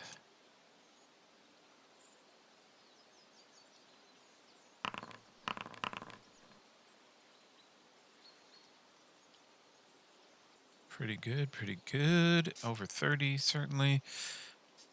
McGinnis's trail gets more and more obvious. And yeah, Krokta, you're going to want to head down into these squares. If you're going to follow this trail, you're headed towards this area. The trail gets more and more obvious, more and more used. It splits off into a dozen other trails, and you're noticing that it passes by a lot of fruit trees. It passes by a few areas where there's natural mushrooms. It passes by a lot of natural plant and fungal growth that Krokta, with just a routine knowledge nature check, as long as you don't roll terrible, can tell you which of it is edible and which of it is not. Most of this trail is going past a lot of edible flora. And it's headed This is the south. party, Yeah, go ahead. this party could believe Krokta, given that they just saw her eat shit. When she said, "Oh, that's totally edible." Yeah. Sense motive. She definitely finds some things that smell great to some people and deeply offensive to others, but they are all safe to eat and nourishing. And the trail gets more obvious, and McGinnis is able to point out that the person you're following is almost certainly human-sized bipedal with one prosthetic leg.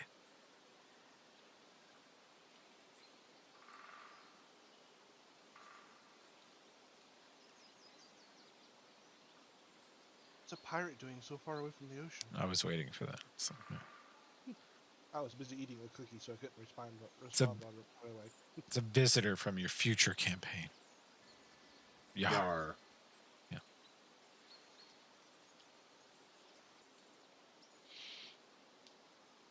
Well, finding one of the locals and getting information is a good thing, so I say we keep going.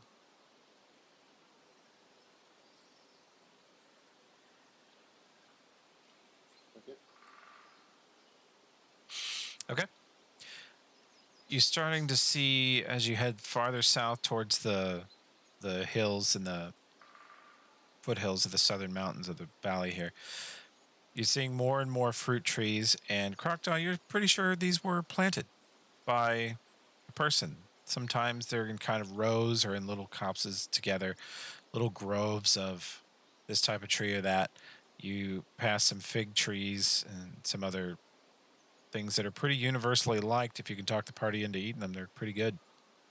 And then you come to an area that is just very clearly a farm type area. And let me find my danged old map.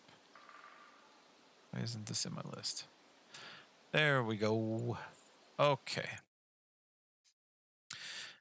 And there are clearly planted trees in neat rows. The ground is kind of cared for. And ahead you see rows upon rows of planted vegetables of varying types. To the south, in front of a kind of beautiful cliff, a bunch of beautiful green trees growing over the top of it.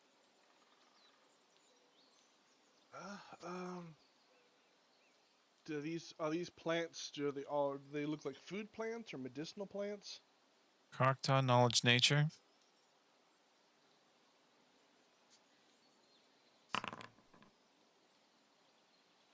If you approach closer, they look like native local plants.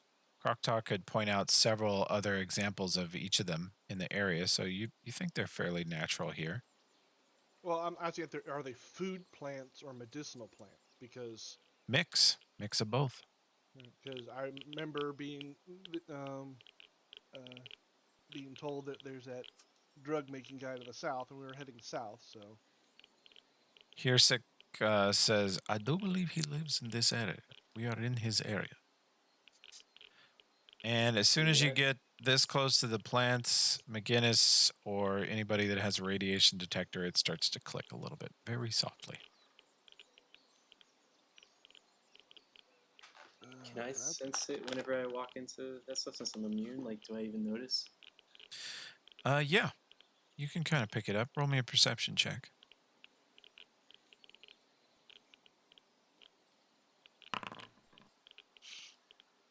These plants near you are at least double their normal size. Like, say you're looking at a tomato plant, it's twice as tall, has twice as much leaf area, and twice as many fruit growing on it as you would expect. They are robust, to say the least. It's like that flower in the beginning of the second Ninja Turtle movie, if anyone remembers it.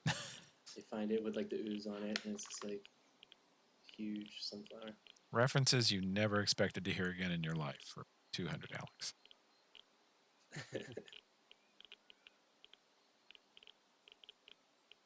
Yeah, Crocodile will also just yell back to people, watch out, these plants have the radiation you guys were afraid of earlier. I hear the little thing McGinnis carrying clicking a little bit, but it's not that loud, so I think we'd be okay if we don't like linger. I can lightning bolt them. I don't think we need to do that. I mean, it worked good on the tree-like creatures. I don't think these things are aggressive. I mean, I Man. can do it just in case. Are you okay? You're sounding a little different. I mean, I have a really nice lightning bolt. That's all I'm saying. Yeah, but you weren't so lightning bolt enthused until like a couple days ago. Well, I didn't have, this good of a lightning bolt until a few days ago. You've had that staff for a while, though. Well, I'm just lending my services. We'll let you know when we can lightning bolt something. Okay. We're trying not to piss off the locals. Tell us you're subterranean without telling us you're subterranean. Oh, we're trying not to piss off the locals. Okay, I'll pull up my cleats. Ooh, good idea. Nomcath, there is That's a just mouth. called aeration.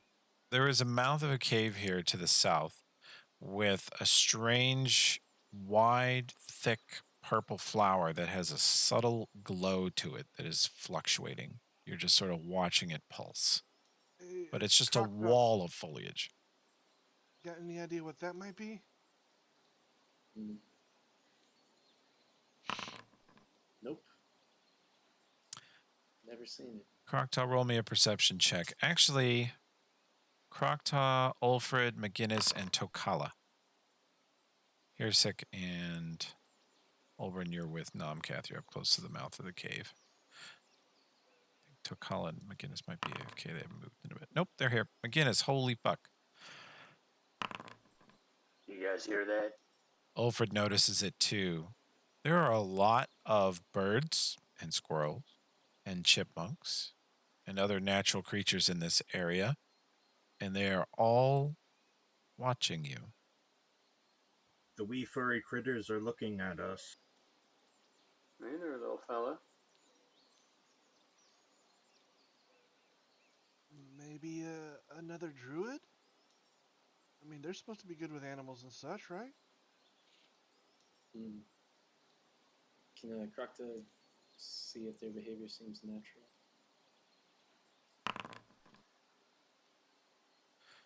No, they seem way too interested and way too concerned. And they seem to be keeping an eye on your movements very closely. Hmm. They're watching us. Animals. No more joking about lightning bolts then, Olbrin. I got one ready. That's right. Yeah, I would say prepare it. Even the smallest of creatures sometimes can be quite strong. You guys have seen me when I'm a bird. These could all be druids.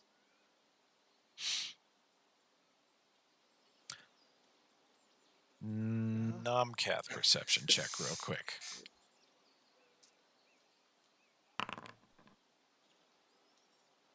You hear a thump and an oof from behind the plant wall. Like somebody just fell? Somebody's coming and they just tripped. Hello? Hello, we're friendlies. You see a strange human face with white hair and a white beard and a big unkempt white mustache, and sure enough, some sticks and various plant parts stuck in his hair. Stick his face out of this plant wall and say, "Hello, you your customer? What are you doing here?" We're explorers, and we came across this rather interesting place, and there's all the sorts of interesting things in the valley, and you live here? "Well, yeah, this is my place. I'm Peter." Oh, it's nice to meet you, Peter.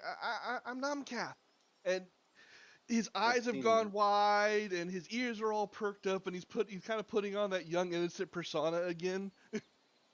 He looks somewhat suspiciously at you, but he says, "Well, I've got a new crop in. You should come in and see it and see what you want and be on your way." We'd love to do that, and maybe ask you a few questions about the valley. It's such an interesting place. "Is it? Seems kind of boring to me, but I like it that way." Well, maybe not right here, but some of the other places. I mean, there's the giant spiders and the giant wasps, and "Spiders. Oh, the wasps. Pfft, they don't mess with me." well, we'll come in if you don't mind. "All right, well, come on in. Just bring your money or something to trade. It's not, I don't do all this work for free." We've got some money, and he holds up a small pouch, and jingles it. Crocta will, Oh, if anyone's good. hanging back, Crocta's going to whisper to them as they go in, like, I saw this man. That the nature told me about him. Seems like the plants moved to him. I think he might be a druid. Well, he lives in a cave, so he must be a sensible chap. Is that the barometer? 100%. I'm going to pull Tokala's and McGinnis token up here. Crocta's going to stay back as much as possible as people go in. Maybe, like, hang out. I don't know how big the cave is once we get in, but if she can hang out near the entrance. Like, There's without plenty of crossing room. that threshold. Yeah, just go ahead and cross that barrier, and you'll see inside the cave. As you pass the plant barrier, you are sort of assaulted. Suddenly, you're expecting pitch darkness, and it's very bright in here. There's a pale purple light, and the big leafy purple plant that forms the barrier is covering both the walls. It goes all the way up to the 10-foot high ceilings. It comes across part of the floor. There's little sprouts of it in the ground you're trying not to step on. You can see that he steps in very particular places, and the plants grow everywhere else. And the cave continues to the west here from the entrance, some 90 to 100 feet, has sort of a central pillar, and then a little bit veers off to the right at the very back of it. You see he's got some boxes here, some alchemical equipment, a little lamp, a basin of water, and the plants are just so thick everywhere. You really can't see the wall of the cave. The only clue that you're in a cave at all is that you've got dirt floors and a rocky stalactite roof. Whoa! I never knew plants could grow so thick inside of a cave. He says, yeah, they just need dirt, water, and you see, they make their own light. It's quite convenient. Are they safe? And he kind of slowly reaches out like he's gonna touch one of the leaves. Oh, yeah. He reaches over and just waves his arm through a wall of them. And it's like he's waving his arm through fluffy, lighter than air pillows. He says, I don't even have a bed. I just sleep on them. And he, like, trust falls backwards into a wall of plants. And indeed, they do catch him like in a hammock. And he puts his hands behind his head, crosses his good leg over his peg leg. As you guys, now that he's in the light and you can see him in here, he is a very thin, very old human male with a left leg replaced below the knee with a strange sort of metal prosthetic. It looks like it might actually be pretty advanced metal. You wouldn't think mithril, but it could be some other alloy you're not familiar with. And he's got a staff he hobbles around on. But yeah, he falls back into the plants and they catch him like he's on a bed of air. That is so cool. My family would love this. I don't think we'd be able to do it because we move around a lot. It's so soft. You guys notice that Hirsik is moving from plant to plant, like lifting up leaves and looking. He says, so far, there are no spiders. This is a fine cave, Master Peter. Any dwarf would be proud to call it its home. Well, thanks. Started these as just a sprout, but you see they kind of take over. So, you said you had stuff for sale? Oh, yeah. Come on back here. And he pulls out several sort of boxes, a couple clay jars, and unrolls a sort of blanket that is filled with various types of clearly narcotic items. Tokala, you'll probably want to come take a look at this. Tokala, you're absolutely going to hate this. I'm going to put the shop icon on here. You'll instantly recognize the Peter's Dispensaria. And you see that he sells deer shit. He sells something called grape tongue, which looks like a purple powder that you put on your tongue and smear all over your mouth to receive the effects of it. There is green chaw, which looks like chewing tobacco, but it has sort of an eerie green glow to it. It actually gives off a strange green light. There's nose diamond, which you snork up your nose like somebody else's booger. There's steel chew, which is a candy bar so tough you nearly break your teeth off on it. And it's in a sort of thin paper-like wrapper. Ever hear of Dick Dingers, says Ulfred. No, but it sounds like a good name for a new variant, you know what I mean? And he pulls out some strange little blue crystal rocks that look like Nerds candy or some other sugar candy, and they are called Thunder Chunks. He pulls out some little bundles of plant matter that look like Jung Nuggets, which you're already familiar with. He sets down a couple little glass jars that are very clearly filled with a pink paste that you guys recognize as Soothe. And then he's got some potions for sale. He has a couple nanite canisters. He has some strange powder called Vive, and he has a strange amulet.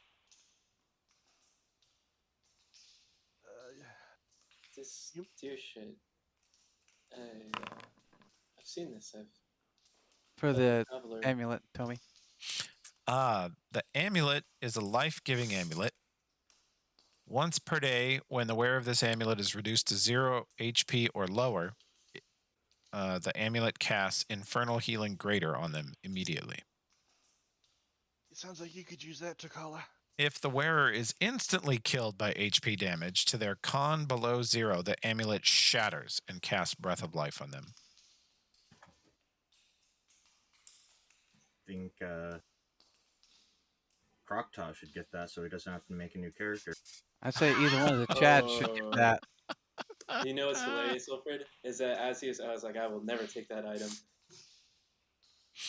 That's what I'm thinking. Does take your amulet slot.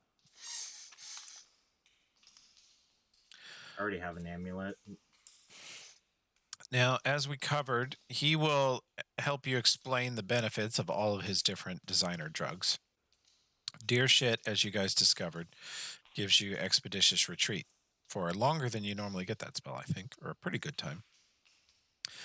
Grape Tongue, if you smear it all around your mouth and lips and tongue, the whole area is turned bright purple. But you get +8 versus mind-affecting attacks with somatic components, and everything you say is heard as incoherent babbling.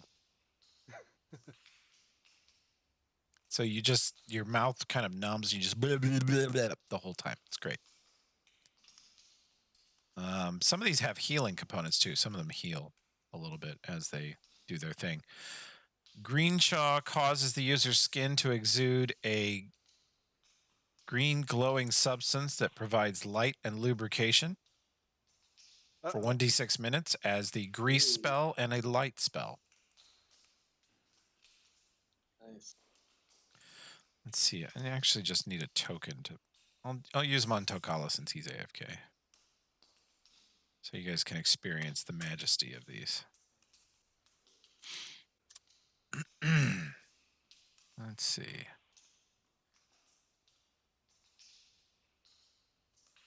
So I don't actually remember which ones heal and which ones don't. Here's Grape Tongue. It healed 16 that time. Oh, wrong. Let me do this again. Sorry. Had it on private. There you go. Grape Tongue. And Greenchaw. Delicious Greenchaw. Smear that under your lip, and it heals a little bit. Then we have, you already experienced Jung Nugget, Nose Diamond. Awesome. Awesome old Nose Diamond. It actually hurts your charisma temporarily, but it grants dark vision and light sensitivity. It inhibits your sense of smell, causing you to be immune to the nauseous and sickened conditions for 3 hours. Causes you to sniff, itch your nose, and talk about crypto at every opportunity. I don't think. Did we actually use the Jung Nugget, or we just still have it? Oh, Takala still got it. Yeah, He'll explain to you what it is. Here, I'll have Takala use it.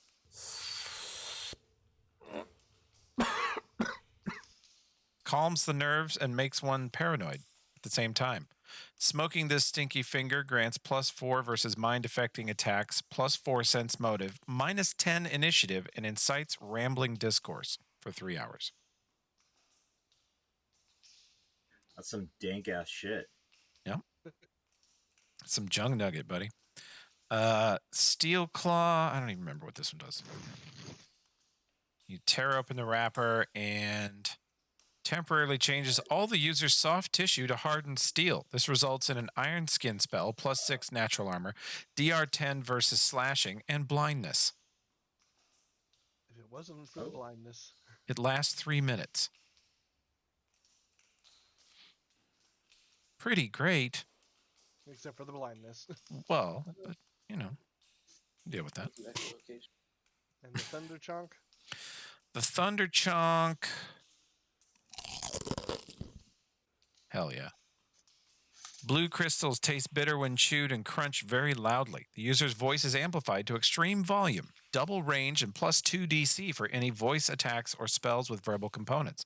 +5 for giving speeches, -10 stealth. Lasts 3 hours. Exactly. We need a drow shouting all of his spells. Hell yeah. He's going to be shouting, lightning bolt! Hey, come on in. Hey, Harrison, what's going on? Okay, I need to take like a 2-minute break, guys. I'll be right back, okay? That's fine. Yep. Yep. All right, bye. I'm grabbing a couple of potions. Make sure I got I'm money. definitely gonna grab something. I am dark vision and invisibility because Oberyn isn't always nearby and has other priorities. Actually, you know what? I'm gonna go ahead and get. I got a potion of invisibility that Toby gave me when I made the character. I should probably just give that to you. Well, if you want, that'd give me 3 of them. I don't think I'm ever gonna use it.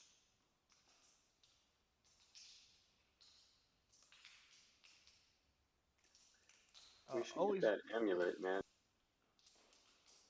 I'll always take the greater invisibility when available, but it's good to have this on hand. Yeah, sometimes I just can't get to you in time. Yeah, or you got other priorities.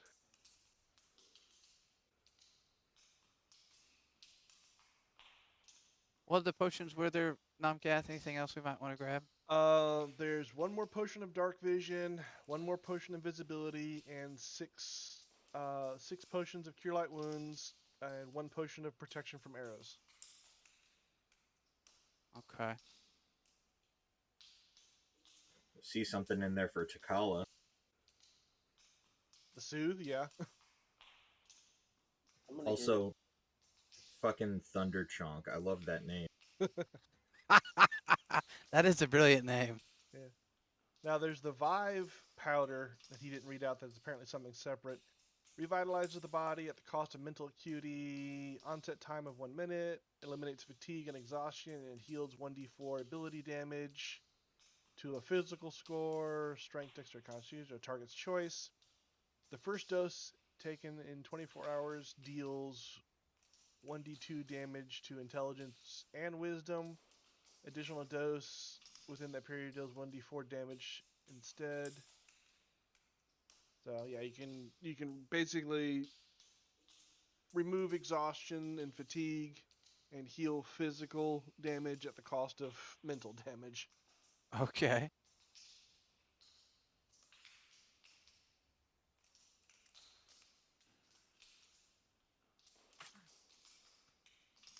The Steel Chew one is tempting just because I know I can overcome the blindness with echolocation. But Yeah, I'm not really getting into battle too much, so yeah, exactly.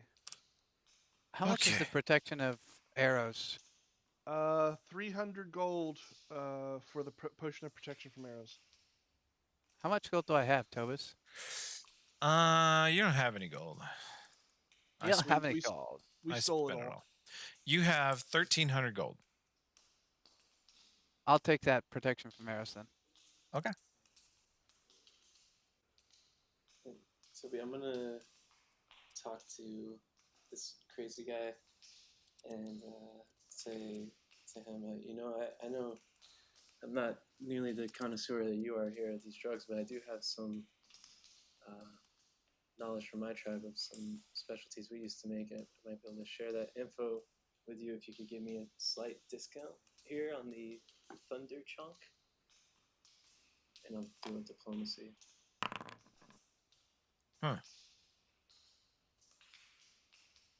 He looks at you rather intensely, like he's trying to see through you.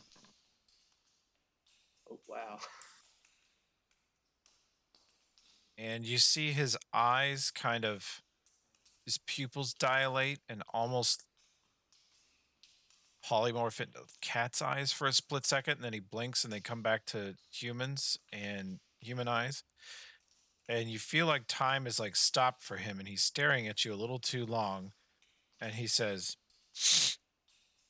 You got 4 arms. I do. You're a Kasath. Yes. How did you know that? Oh, I know Kasath. Ooh, is it the one with the rifle on their back? Rifle. Maybe. No, I've got some Kasath customers. You're not. You're rare, but not unknown to me. And he says, he attempts to say. You think he attempts to say hello, how are you in your language, but it comes out, pretty clumsy, almost unintelligible. But you think you get the gist. And he's like, I'm not too good for language. Sorry. She'll just say it back. No, that was great. It's good to hear. I haven't heard anyone say that to me in a long time. And he says, well, if you want to try the Thunder Chunk, I'll give you a free sample. He just hands you a little chunk. Wonderful. Thank you. Don't get in too much trouble now. Don't wake me up. And I have some suggestions for your deer shit if you'd like to discuss at some point. Deer shit's deer shit. What's wrong with deer shit? I think you don't have to eat it. You can make it inhalable. That's how we used to do it. We can talk later. You can roll a knowledge nature check on him. Let's see. Yeah.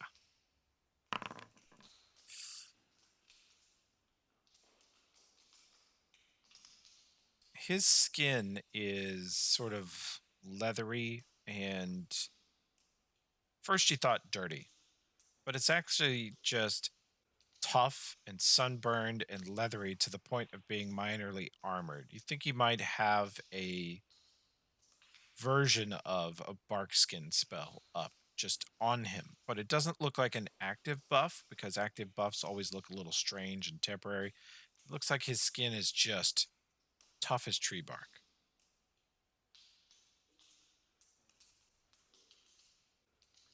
You said you have Kasath customers with an S. Did you not? Once or twice. Yeah.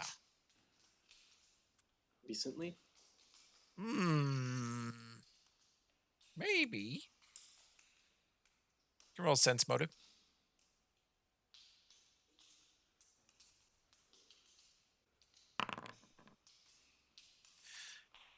He honestly doesn't seem to remember. He seems a little confused. I figured he doesn't even know what time it is, probably. Yeah, you don't think you don't detect any dishonesty. I'll say that. But you do detect a little confusion and memory fog. Do you remember any other individuals that came by here recently with have you heard of what do you guys call it? The Technic League? Nope. Never heard of them. People with they would have back in their neck. Or they would have pins or icon or things on there that would have this symbol, and I'd hold up one of the pins. He says, "Oh yeah, those guys love a good young nugget. Potheads." I have been through here. Any recently? Yeah, probably. Did they give any indication of where they were headed? They were headed to dreamland, riding on a magic carpet through the sky to kiss the stars. Well, I mean, after that, like any particular place in the valley, trying to meet anybody. In the valley? I pretty much just stay on this end of the valley. I don't go too far. My bum leg and all. Can't get around anymore. Yeah, it's a pretty fancy leg. Yep. I don't think I've ever seen metal like that before. Where'd you get it? My leg? I was born with it. No, Oh, the this other one. He clanks the metal one. You don't think he was making a joke. I think he's actually just that goofy. He says, I don't even remember. Why You do see, live here?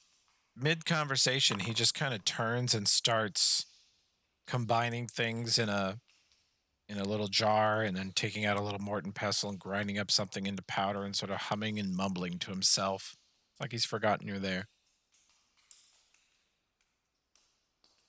We may not be able to get as much information as we thought out of him. Yeah. That's- Sensing this is a waste of time. That's some useful stuff, though. I'm glad to hear he's seen other Kassath. Yeah, it's surprising because there's more than just the one you saw. What about androids? Android doesn't seem to recognize the word. I've described androids. I forget what they look like in Pathfinder. The red like eyes lines. and the red lines on their skin. Oh yeah, those night people. They got night eyes. They can see in the dark. Pretty cool. He says, yeah, they like to come by. They'd like a little jung nugget too. Potheads. Potheads.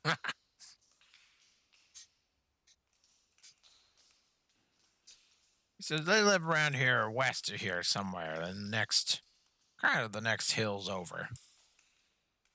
My neighbors, you might say. How often do they come by for their pot?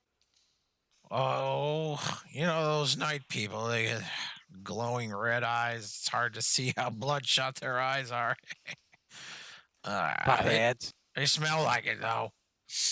They either smell like feet or patchouli. That's how you know it's a pothead. I agree. Yeah. They'll come by once a month or so and buy a bunch of junk nuggets and other odds and ends. They're pretty good with potions themselves. They don't really need my help for that.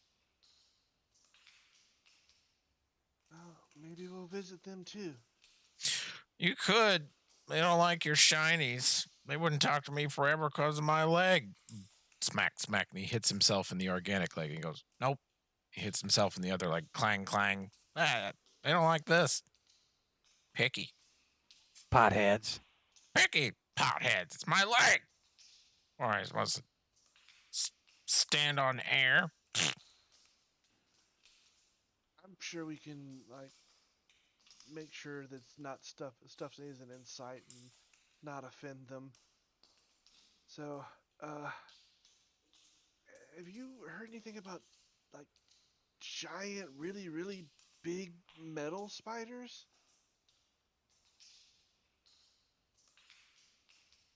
He looks at you really hard for a second.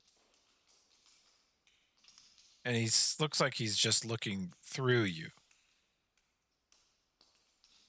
But then he kind of looks directly back into your eyes, and you're certain he's making eye contact with you again. And you watch a wave of fear and terror grip him, like he's just seen the most terrifying thing in the world to him. And he sort of shakes his head and closes his eyes and says, giants, no giants in this valley. There's no giants. Okay, that's good to know. We'll let you get back to work then. Giants are thank you for the- bad. They make big messes, eat everything. Everybody's food to a giant. Yeah, I understand. We'll let you get back to work then, and thank you for this. This is some useful stuff as he holds up the potions. And I dropped like 900 gold buying potions with him. Cool. You notice he takes your gold coins and drops them in the water basin next to him and sort of swishes them around a little bit. Okay. Is there something wrong with my coin? No, it's fine. Go get some more and I'll sell you some more stuff. I didn't want you to think I was bringing you dirty money or something. Oh, I don't no, want you to get there. clean money now. I cleaned it. It's a money Alright. launderer, just like McGinnis. Thank you very much. We'll let you get back to work. Yeah, he sort of goes about some routine here, and then you see him sort of stop in the middle of one task and wander across the room and pick up something else and tinker with that for a bit. Mumbles occasionally. Seems like he's occasionally having conversations with people that aren't there, or reliving old conversations, like relitigating old arguments, but none of it makes much sense.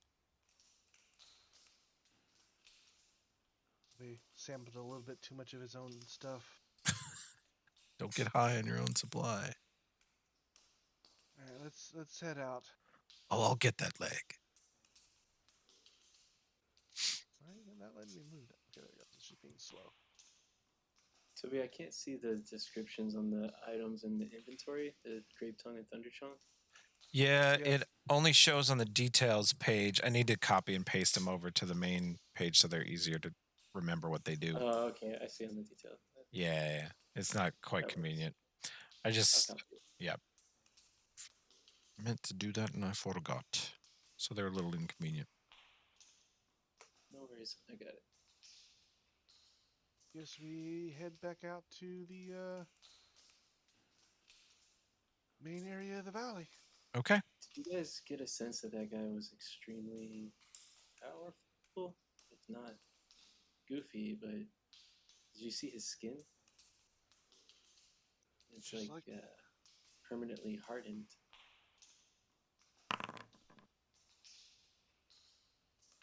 I don't really know.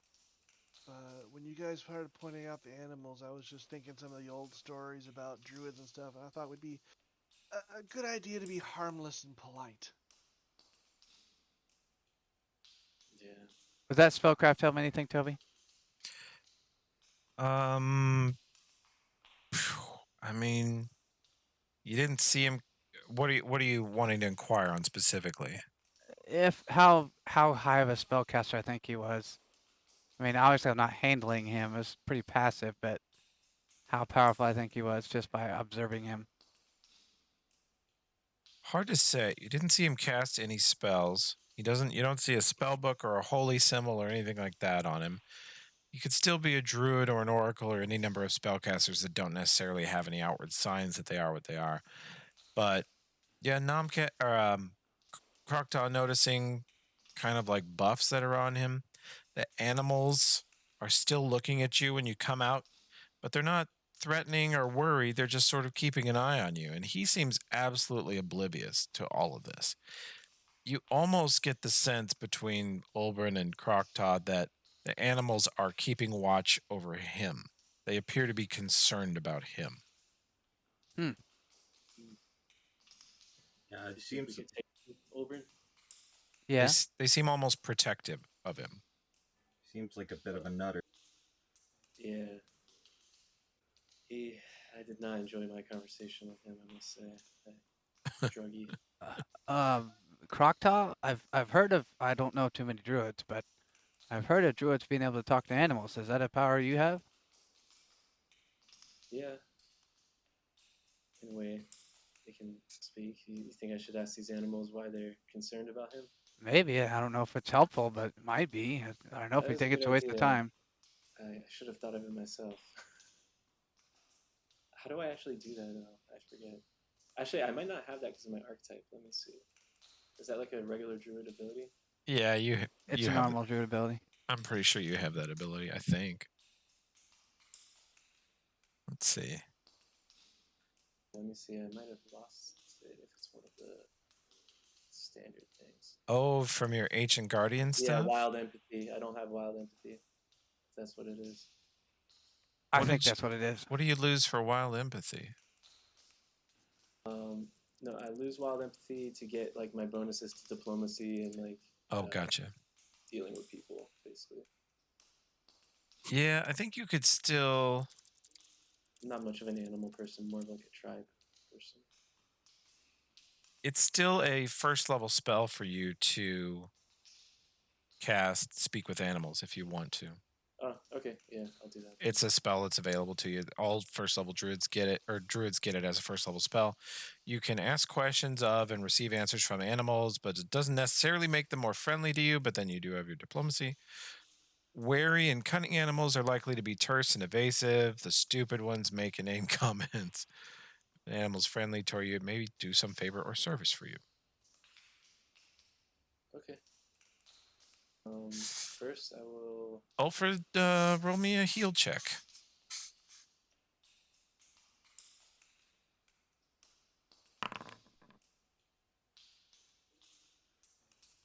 You only watched his behavior for about 20 or 30 minutes as you guys shopped and tried out drugs. But you think he could have some major damage. Like he could have mental damage or trauma.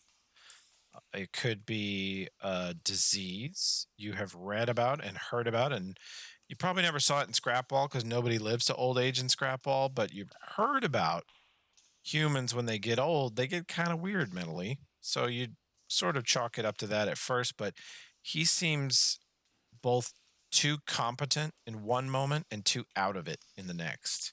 It's very inconsistent. It comes and goes. So he could have severe mental damage or trauma or a disease at work on him, or it could be a magical effect like a curse. I'd have to swap a spell, but yeah, I would be willing to try it on him. It's the only way. I can only do magical madness right now. I have to wait until like 7th to get heal. Oh.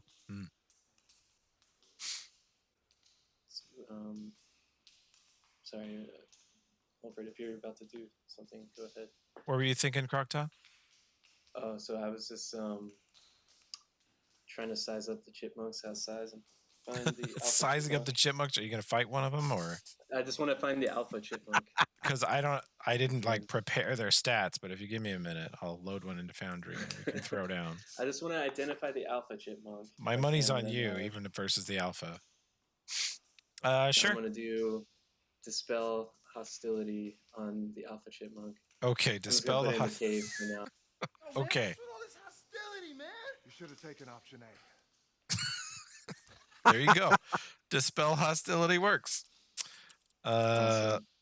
Let's see. Yeah, he fails his save. His hostility is dispelled. The alpha chipmunk was sitting there going,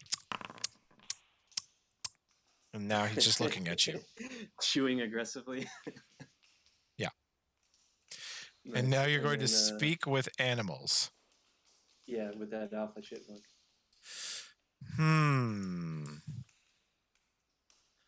So I just go up to him and start chirping at him and try to say, how long does this last? Sorry, 1 minute. Okay, I just say, who are you? Why are you watching us? Fuck do you want, big boy? What are you doing? Get out of here. Why is he so aggressive? I dispelled his hostility. This is me less hostile. Normally I'm way more hostile than this. I'm the alpha chipmunk. This is my neighborhood.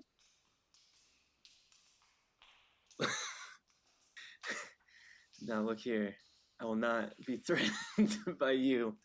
Uh-huh, Okay, uh-huh. take out. She's gonna See point this at Spirit. chipmunk? And he points at himself. I fuck all the other chipmunk bitches. Me. Alpha chipmunk. What's your business That here? is- Who do you know here? How'd you get in here? Now calm down, calm down. I am calm. Okay, I'm not. This is as calm as I get. I'm a fucking chipmunk. Hawks try to eat me 12 times a day. Chance provoke, bitch.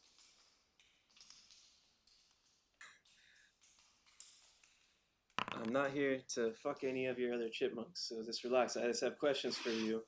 Quit I do yelling not be at here me. to fuck a chipmunk. You can kill him. That's horrible.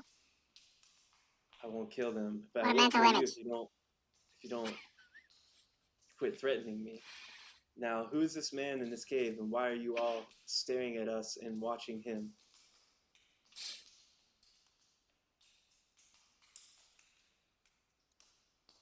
Okay, I'll dispense with said- the silliness. But Oh no! Don't. That's pretty good. That was amazing. Got really weird. yeah, this session's been pretty weird. I figured when you guys met this guy, we were going to go off the rails for a while. We may get back on the rails. Okay, fine. What's your question again? I forgot. I got a short attention span. I'm a chipmunk. I said, What's that over why there? are you Fucking watching? squirrels. Get out of here. Why are you watching us? And why? You. Who is that man? That man is the old ape. We all love the old ape. He's our friend, but he doesn't talk to us anymore. So we keep an eye on him because he's crazy. He's an old ape. Apes get weird when they get old. And why are you watching us? Because you're talking to the old ape. The only reason we didn't mess with you or attack you or call for help from bigger people is because you were there. And you talk to These are people. bigger people. You talk to other people?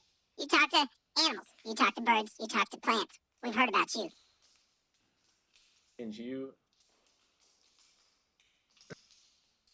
Sorry. What? Can't you take me seriously because I'm a chipmunk? I'm an alpha chipmunk, bitch. So she attacks the alpha chipmunk when he calls her a bitch with a spear. tries Oh to my stab her. god. Crocodile, You- what the hell's going on? You immediately murder the alpha chipmunk. It is dead. Okay, she looks for the second in command. So you guys just watched Croctile like chitter back and forth, and Croctile's like bent way over, face almost ground level, like back and forth with this chipmunk. None of you understood a word they said, but Croctile several times was clearly taken aback and pulled out the spear and just stabbed this little thing as it tried to run away. It's a vile creature. Crocodile, what He the is hell? he was a bully. I'm telling you. The other chipmunks are better for it. He was not a kind chipmunk. I mean, he was the alpha? Well, You now don't understand what it takes to be an alpha chipmunk. Well, he doesn't either. He should have been more cautious. Alpha needs to be respect when it's met a superior foe. So I just taught him a Okay. lesson of the natural Okay. world there. Yeah. I will keep that in mind, Crocta. Well, you can try me, Tokawa, but I don't think you'll get very far. Yeah. Alright, so shall So we basically, attack yeah, Bramble? I can still ask the second commander. Did the other chipmunks run away? You want to ask Basically- another? You want to try to talk to other chipmunks after you just murdered their alpha? No, well, Chipmunks may not have a lot of loyalty. Roll me yeah, a diplomacy check. I'm gonna hold up the alpha.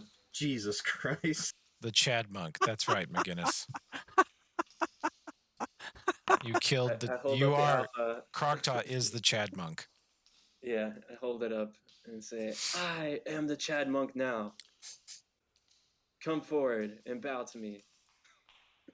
I don't know. You see another chipmunk peek at you from behind a rock and I never liked him. He was an asshole. What do you want to know?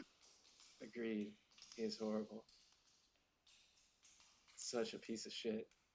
Anyway, I just want to know he said that the man in the cave, the ape in the cave, The old ape? something's wrong with him. Old Oh, ape, yeah. something's wrong with him. Well, there's lots of things wrong with him. Does he hurt people? No. Unlike you, the old ape's pretty nice.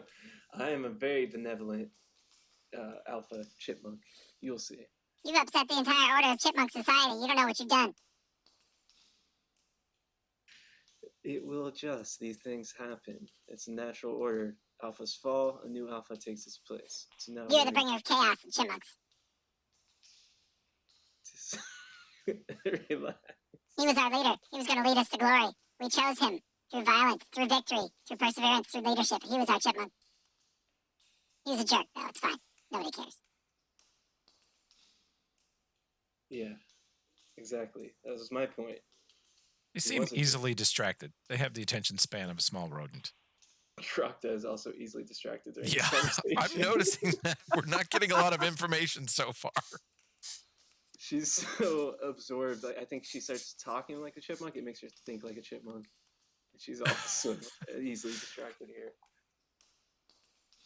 All Yeah, I right. don't really know where to. She's just gonna turn and like, oh hey, Oberyn, what did you want me to ask these guys? It's like a whole. What can we learn Well, you about don't the- understand. This is why I don't talk to animals. You get sucked into their. What can we learn about Chipmunk the Game old of man Thrones. from the Chickmunks? He's old. Yeah, is there something wrong with him? Has someone cast a spell on him? Is he just old? Hold on, I didn't ask. How that. long has he been here? Okay. She'll turn. Keep it together. Did anyone cast a spell? And she waves her hands and like does like a minor cantrip in the air. Did anyone cast a spell on him? Did you say something? I couldn't. It sounded like for a second there was something. No, Oh. the chipmunk says, The squirrels say that the trees say that the birds say that he used to be fine, but then they took him. And when he came back, he was like this. He didn't make much sense anymore, and he wouldn't talk to us. He didn't listen to us. He used to listen to us and talk to us all the time. That's what I heard. But that was before I was born. That's quite sad. Do you know who they is that took him? Oh, yeah, the monsters. Spiders? No, spiders are fine. I mean, they'll eat you, but it's not personal. The trees with the tentacles? Those are monsters, but, yeah, you just avoid them. They don't like chipmunks. So what do these monsters look like? Big, black thing. Dark thing. Lots of long, stretchy limbs. Big They black- fly, but they don't have wings. Flying. She'll turn to Oberyn. She says, black flying tentacles dragged this old man away, and ever since then he doesn't talk to them anymore. that description talk to them. should send a shiver down Tokala and Nomkath's spine. Those the things. They're like days and days and days away from here.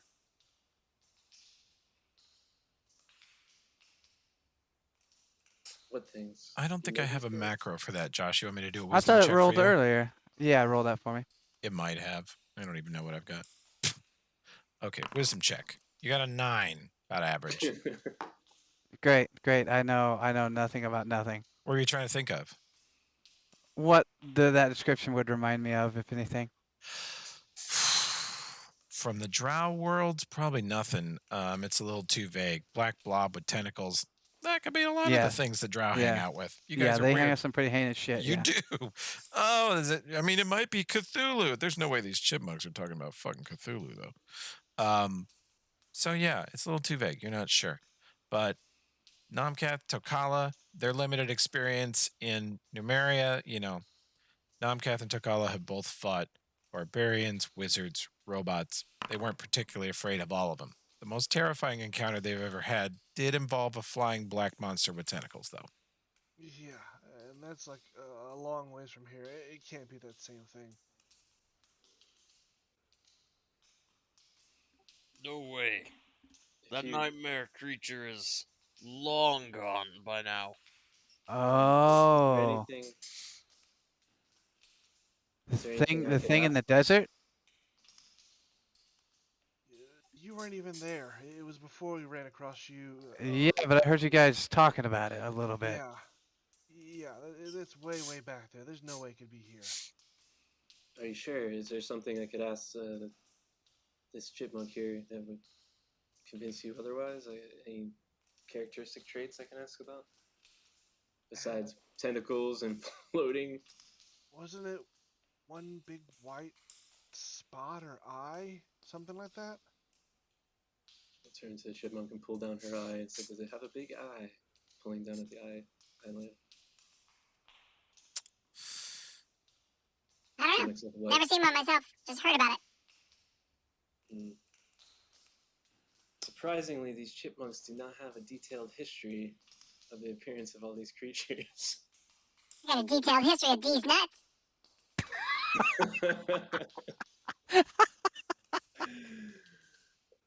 watch out now. And she holds up the dead corpse of the alpha towards him. Speak to me with respect. Bitch, you a beta chipmunk. He runs away. Ah, damn it. Hold up. How long does control winds take? Oh my god. Are you about to engage in a like I'm fucking not. Avatar Aang versus Firelord Ozai versus Chipmunk? Yeah, I don't want to do too much because I don't want to get that.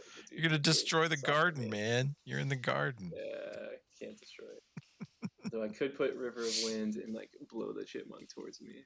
But All right. Do you have any more? Well, we're gonna quit here in a couple minutes. Do you have any more I don't think I have questions anything. with your speak with animals spell? Nah. Okay. Just fucking see, Oberon, this is why I do not like talking to these guys. It's really takes me down to their level. This has to be PTSD for Josh, who has a long history of casting. Josh has a ranger, and every time he casts speak with animals, I fucking act like an asshole. I mean, Yeah. animals are assholes. He did It's kind of a appropriate. he did a hawk one time that was one of the funniest impressions I've ever heard. I don't even remember this, but I just remember that when people do speak with animals spells, I feel like animals each have their own kind of personality. So we gotta find that. I think chipmunks are jerks. That's just because I live next to a shitload of them. They annoy the fuck out of me. I could feel it. Felt like a real passion in that chipmunk. Oh no, I am sitting 4 feet from the window next to my computer desk, and in the morning at about 6 a.m. there will be a chipmunk sitting on the other side of that windowsill, going for like half an hour. And what he's doing is yelling at a squirrel who's above him, doing the same shit back at him. They just talk shit every morning. It's so stupid. Glad we don't do that. We're the higher Show race. it that you're the alpha. I've killed a probably squirrel in my good. backyard with a grill brush. Don't test me. Yeah, he Oh, has. man. He's legit done that. I couldn't do that. I'd feel bad. I didn't think I could do it either. I was just throwing it at him. Oh shit. He was being obnoxious and tearing up my gutters, and so I grabbed a grill brush and threw it at a squirrel. And I guess I rolled a natural 20 because I hit him in the head and he died. Jesus Christ. I felt bad. Oh, Yeah. if it's even remotely similar to Colin I encountered, then it's some sort of damage, I guess. Well, it's obviously not intelligence. Maybe. I don't know. You might be able to heal him, Alfred, if you wanted to try. If we have the Yeah. resources. All right. What if you heal him and he regains some type of malevolent behavior that I guess they said he was nice, the chipmunks did, but chipmunks are assholes. Yeah. Well, he could be what's a nice great to a chipmunk? ally. Yeah. Could be a good ally, but he could also be a very powerful foe if he I don't know. I just feel a bit uneasy around him. If he talked to the animals like you say they did, that means he's probably a druid of some sort. And well, I've heard of stories of druids going bad. Usually, it's pretty obvious. And he kind of waves around the nicely tended, and everything looks nice, grove around. You mean like know? they'll murder a defenseless woodland creature over a verbal altercation? Well, Is that a I'm druid thinking- gone bad? I'm going along the lines of I'm just thinking generic stories that might be told, and Sure. druids going bad results in corrupt forests. Is what I, Oh, yeah. I figured that You're thinking a that's whole an other easy- magnitude of evil. Yeah. Yeah, I figured that's an easy, general story that I wouldn't even have to roll for. I don't know how harsh the Kasathan world is. Alright? It's totally You don't within know how druid harsh the realm. chipmunk world is. And you don't even know how harsh it's about to get now that you're alpha chipmunk. It's you like have a some story. Highlander shit. You're going to have all gonna the have other a- chipmunks coming for you now. Well, no, I'm just worse gonna is send them after the worse wasp is to enter that there's Game of Thrones wasp side story. worse is that all these chipmunks are going to come to him begging for help now and resolve their that's my nut, no, that's my nut disputes. You're gonna I come mean, challenge Crocta him just for the wants to be a throne. tribe leader, so maybe this will fulfill her need to be respected. My lord. It's gonna be like Black Panther. They're all gonna challenge you for the throne. Fucking little beefy barbarian chipmunks showing up, going, There can be only one. You'll see me in your sleep, bitch. I'm just gonna wild shape into a chipmunk next time I battle them. okay, Make it a little more fair. I'm gonna make you a token, and we'll get you a buff for a tiny animal. That'll be good Why not? times. All right. Anything you guys want to do before we pause for the week? You can actually, it's not clear because he's so random, but you can actually rest here. It's safe. Most of the nasty things in the valley don't mess with you here. And you just sort of curl up in a pile of purple glowing leaves and sleep. Yeah. If Ulfred can heal them, that'd be awesome to see. Yeah, I wanna try both a restoration and a break enchantment spell on it. Okay. Which I need to switch spells for. Okay. Well, we will. How about we start with that next time? You'll rest, or do you need a full rest, or just like an hour of The hour. swap? Okay. So you are going to swap a spell and see if you can cure insanity in this old fart. And we'll start with that next time. Alrighty. All right. Sounds then. good. Oh yeah, I Resurrect could have the breath chipmunk. of life to the chipmunk. You coulda- That'd be awesome. I think you reincarnate the chipmunk and it fucking comes back as a honey badger and kicks your fucking ass. Oh, that would be great. I'd have to battle it in chipmunk form though. Let's see. Search Pathfinder Animal Archives. Dire Chipmunk. Doesn't exist. I'm making it. Mark my words. Isn't there just a dire template you can apply? Yeah. Now next week is when you all eat the sacred acorn from the glowing orange garden, and you all shrink down to chipmunk size and become chipmunks, and then we have our mini adventure within the adventure for chipmunk supremacy. Lord. This valley just got a whole lot bigger. And a whole lot smaller. And you got a whole lot smaller. Yeah, I did not anticipate you having a conversation with a chipmunk. But Well, I mean, that's what happens when I'm in an RP scenario where I'm the only one that can talk to them. just druid things. You gotta expect this kind of behavior from Enrique. I mean, come on. I Phil. do. Yeah. That was interesting. I didn't expect you to kick his ass either. I feel like it had to happen after he just kept talking shit. I was like, in my head I was thinking like, man, I can't let Tokala see me get talked to like by a chipmunk like this. He's not gonna respect me. I mean, nobody else could understand him. You could have described that conversation any way you wanted to. Body language though, Crocta doesn't understand that they can't read the chipmunk body language like she does. Chipmunk body language. It was Okay. pretty clear Okay. that chipmunk was disrespecting her. Yeah, I guess it might have been.